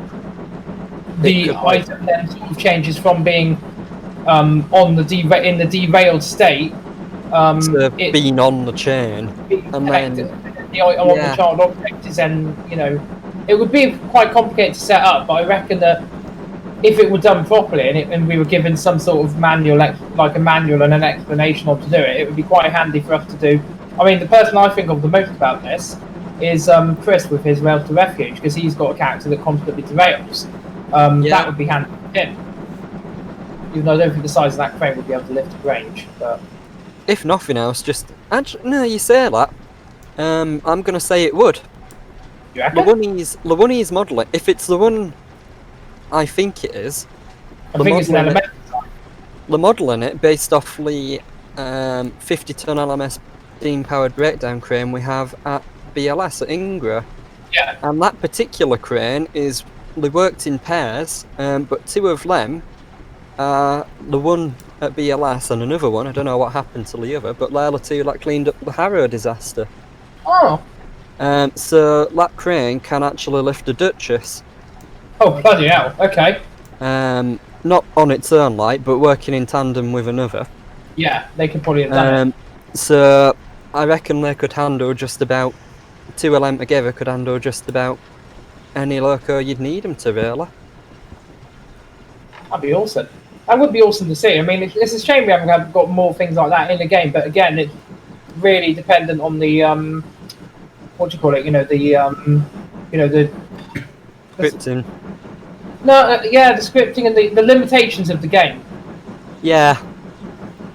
I mean, the thing is, what we need someone like Guion who's willing to experiment with a game. Yeah, he is looking into it. I mean, the issue is, it's like people like Chris, he does this for a living, so he needs to get the turnaround. Yeah. Then, it's like all the other devs, they've all got so much stuff that they're working on themselves. Yeah, there's not really anyone out there who can just have a mess around and see what can actually be done. Yeah, it's nice to know that there is someone out there who is sort of trying to push the envelope in a way, even if it is just smoke and mirrors, as we said the other day. Yeah. At least it's something. It's something a bit different, and he likes to do the quirky things. I mean, I remember because I think we're still working on his 7-plank wagon as well. He was trying to sort out something on there where, when you empty it's interactive. Yeah. Yeah. But see, that's something I really would like to see in Train Sim, because if you think about it, it's one of the great assets of trains. is that you have interactive fuel point. You know, you can take your loads places and drop them off. Yeah. Me and Reese were just saying how great it was with the logging stuff on Jared's narrow gauge route. It adds to the immersion of it, doesn't it? Yeah, if you could have something like that with standard gauge stuff, I think you'd be onto a real breakthrough. At If least you can for the do it with immersion go factor, wagons, you can do it with stern wagons, you can do it with other cargo wagons. I'd love to have a proper working quarry, like in That'd game. be nice. You know, where you actually have like, you know, a conveyor belt that brings the that actually physically brings the load up into your wagon, and then the conveyor belt stops when your wagon's full. You move forward, and then you load up another wagon, and when you're unloading them somewhere, you know, you've got the ballast chutes and whatnot. Would be nice, like, you know, a line, a bit like in the Armsdale Railway and the railway series, where, you know, you've got they have the big ballast chutes where you push the wagons up the incline onto the top, and then the ballast doors open on the bottom of these little, like, 15-inch gauge wagons, and they drop straight into a standard gauge wagon. That would be nice to see. Yeah, something similar to I mean, that, it should be doable. I mean, certainly loading, because how would loading be any different than filling up with water? In theory. It's a fuel transfer. All you'd need would be to have an animated fuel transfer. Yeah, because technically speaking, you could have a wagon that is animated as part of the actual animation process, which is, you know, on top of the ballast chute, and it just literally, you see that unloading whilst the wagon underneath is loading up with the ballast that's being dropped into it. Yeah, I mean, it probably wouldn't be a smooth animation, but you could do something like you have with coal bunker. You know, where on some locos the coal drops down in the bunker. Yeah. You could have something like that, and, you know, like, you could have it fill up again when you fill it up, and all that junk. Yeah, there's definitely potential there, I think. It's just the really big thing that hits me, though, is just how janky the game engine is.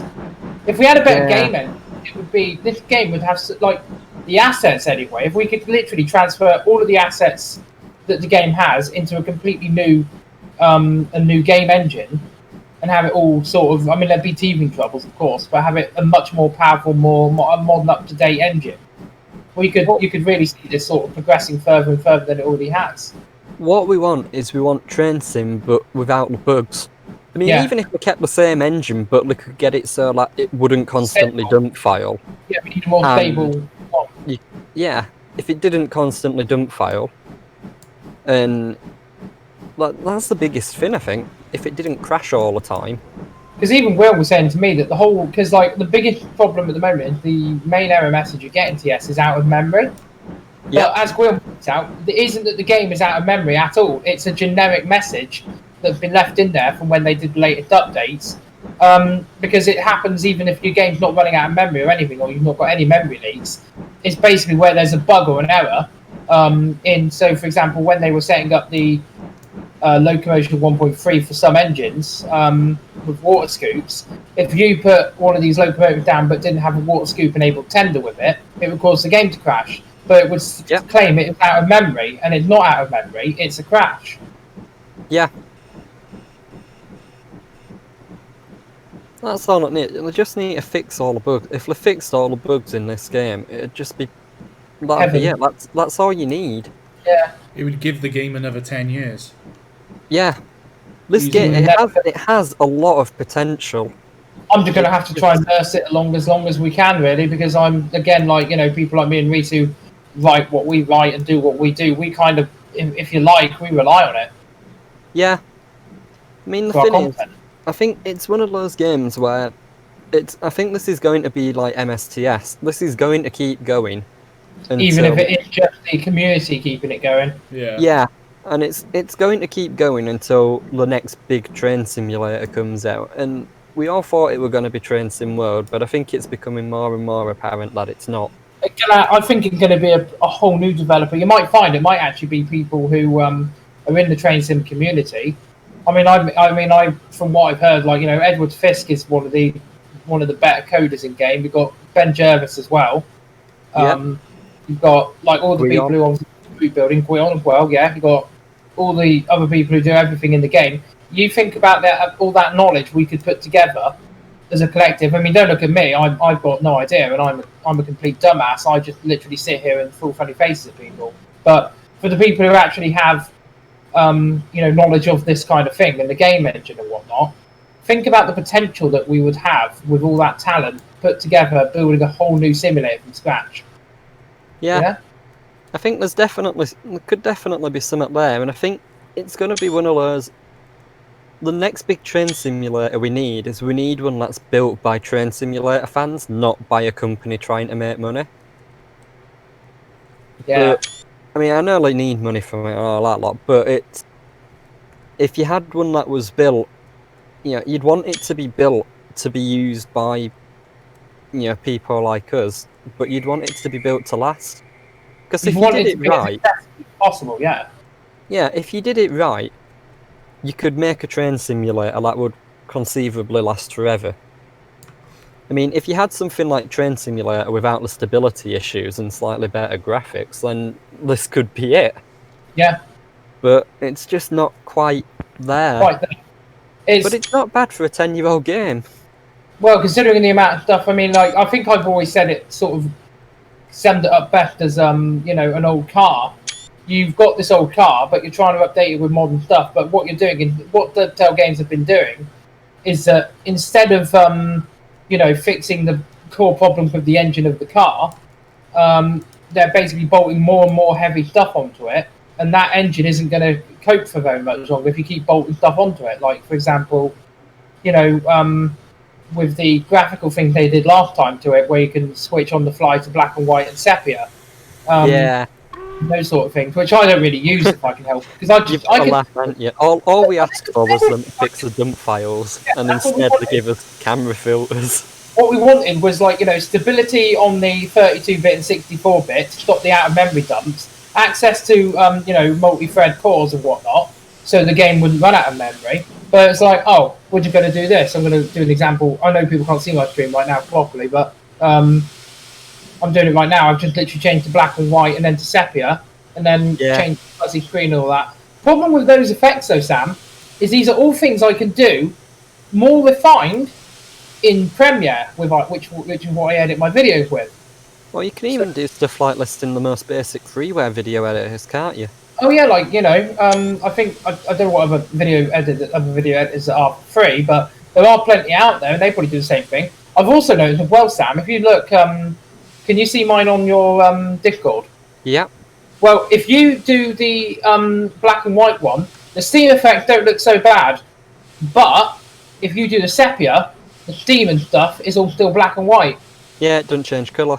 No. There's also, if I do the F6 one, if you go to this view, which is you can see on the edge there, the smoke effect still goes through the oddly screened effect, whatever it's called. So even then, they've done that and they've cocked up. Which is typical DTG, really, isn't it? Pretty much. But Victoria Bridge. Yeah, I think it just feels like Dovetail Games don't really care about the game or what people want. All they care about is getting people to buy Train Sim World now because it's more accessible to the masses because it's on console. Yeah, I reckon. That's the matter of the short and the long and the short of it, really. I reckon. Again, it's the issue. It's like MSTS when that was dead, and they knew it was dead. They made it open source, didn't they? So you could do open rails. Well, it wasn't that it was made open source, but it was such an old game, and it was easy to dive into the game engine that people were able to modify it and make it open rails and convert most of it to open source. And bear in mind that for the original Microsoft Train Simulator, there was virtually no content in it when it came out. Everything that game has become was made by the community. Yeah. Everything, pretty much. But that's the way Train Sim's going. Sort of, but I mean, the thing is, the Doctor things, but it's getting that way. It's getting to that stage life cycle, I reckon. Well, when was the last time Dovetail Games brought out a Steam engine that they themselves made? As far as I can think, it was Duchess of Hamilton. Yeah, and even then, they didn't actually... Oh, wait, yes, no, that was one they made, wasn't it? Because it was a streamlined one. But then you got one as well. Who did they farm that out to? I sometimes go back and think about things like the Thompson B1 and the old RODO4. Yeah. And that really sums it up. I mean, my mate. I mean, well, I say my mate. Our mate Callum. You know Callum, Chris, or Reese, obviously. He's made a 300 subscriber special video, and he talks about the heavy freight engines. He makes a direct comparison about the old ROV04s that RSC released compared to the one that Chris Wilson released. And the fact was, for $11.99 back then, you got one loco, one livery. That was it. Yeah. Where in times gone past, like for example with the old, I always remember the old 101 DMU pack, the first one they brought out. I've still got that, and there was so much variety in that pack for $11.99. Like, you know, loads of liveries, loads of different, you know, driving vehicles and training vehicles and whatnot. And then they just kind of sort of got complacent and lazy, I think, which is a shame. Yeah. Still a market like out there for, you know, people like me, Reese, all the people who are watching our streams right now. There is still an interest in steam engines and, you know, routes like what we're running on right now. And I just don't think DTG have really, you know, capitalised on that. They go for more modern stuff because that, unfortunately, does appeal to more people, which is a bit of a shame. Well, it is, but I think more people would be interested in heritage stuff if they were given the opportunity to actually have a go Enjoy with it. Yeah. Yeah, definitely. I mean, this is it. In Train Sim World, they haven't got... Right, in Train Sim World, they brought out a heritage railway with no steam engines. Which is an absolute criminal offence. It is, because, let's be honest, heritage railway, although, you know, in the changing times, they've decided to take on diesels and all that lot, almost every single heritage railway in the country was set up to save steam engines. So, I mean, yes, while it's important to save diesels, but... A lot of the passion for the preservation movement has come from the steam age. Exactly, and because you know, steam engine, I think I find, I know some people will say diesels have the same thing, but with a steam engine, every single one, like even in the same class, every single steam engine feels slightly different and has their own personality. Whereas with diesel locomotives, the way they were constructed on assembly lines and whatnot, it's like cars. I find them in much the same air, which is that they feel very much the same. If there's a fault with it, it's the same fault that could be found on any other. But with a steam engine, you could take the Super D, for example. Well, actually, no, let's take an engine with, like, let's say a Black 5 then, because there's lots of them. Each one of them probably has their own quirks and curios from where they've been repaired or whatnot, or where they've been driven in real life. You don't get that most of the time with diesel locomotives. I'm not saying that some of them don't have it, but I reckon that you get more of that feeling, and that's where people who preserve railways and things, that's probably where they got that joy from. I mean, that's why we use bloody talking trains all the time anyway, because we feel that they have a personality, they have their own quirks and whatnot. Yeah, exactly. Sorry to sort of go off on a massive tangent, boys. Sorry about that. No, I think you've got a point there, though. It's finally derailed. Yeah. Well, what? You've done it, have you?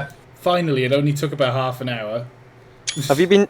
You've been trying to do it deliberately, haven't you? Yeah. Is that what you've been doing? I've literally been going back and forth for 10 minutes, just trying to derail. Well, there's me and Sam still driving quite seriously, Reese. I think you've, well, actually, you're not really disappointed us. What you've done there is you've vindicated everything. Absolutely. Well done. Congratulations, my dude. You managed to crash this flying pig. How do you feel? Post-crash interview, how do you feel? I'm concussed. Okay. Well, I guess that's going to be that then, I think, isn't it? We'll get him rushed off the hospital later as soon as the blood stops pouring out of his head. Yeah, we'll have to put it in a jug. Yeah, keep it in a jug, it'll be fine. Put it in the fridge. Yeah, it'll be fine. Well then, chaps, I think, well, we've been going for about 3 hours. So 3 hours exactly. That's a whole complete round trip of the Severn Valley Railway with the Ivatt Class 4. Sam in his coal tank and me in my super dub. Yep. Well, there we go then, chaps. I hope everybody's enjoyed the live stream tonight.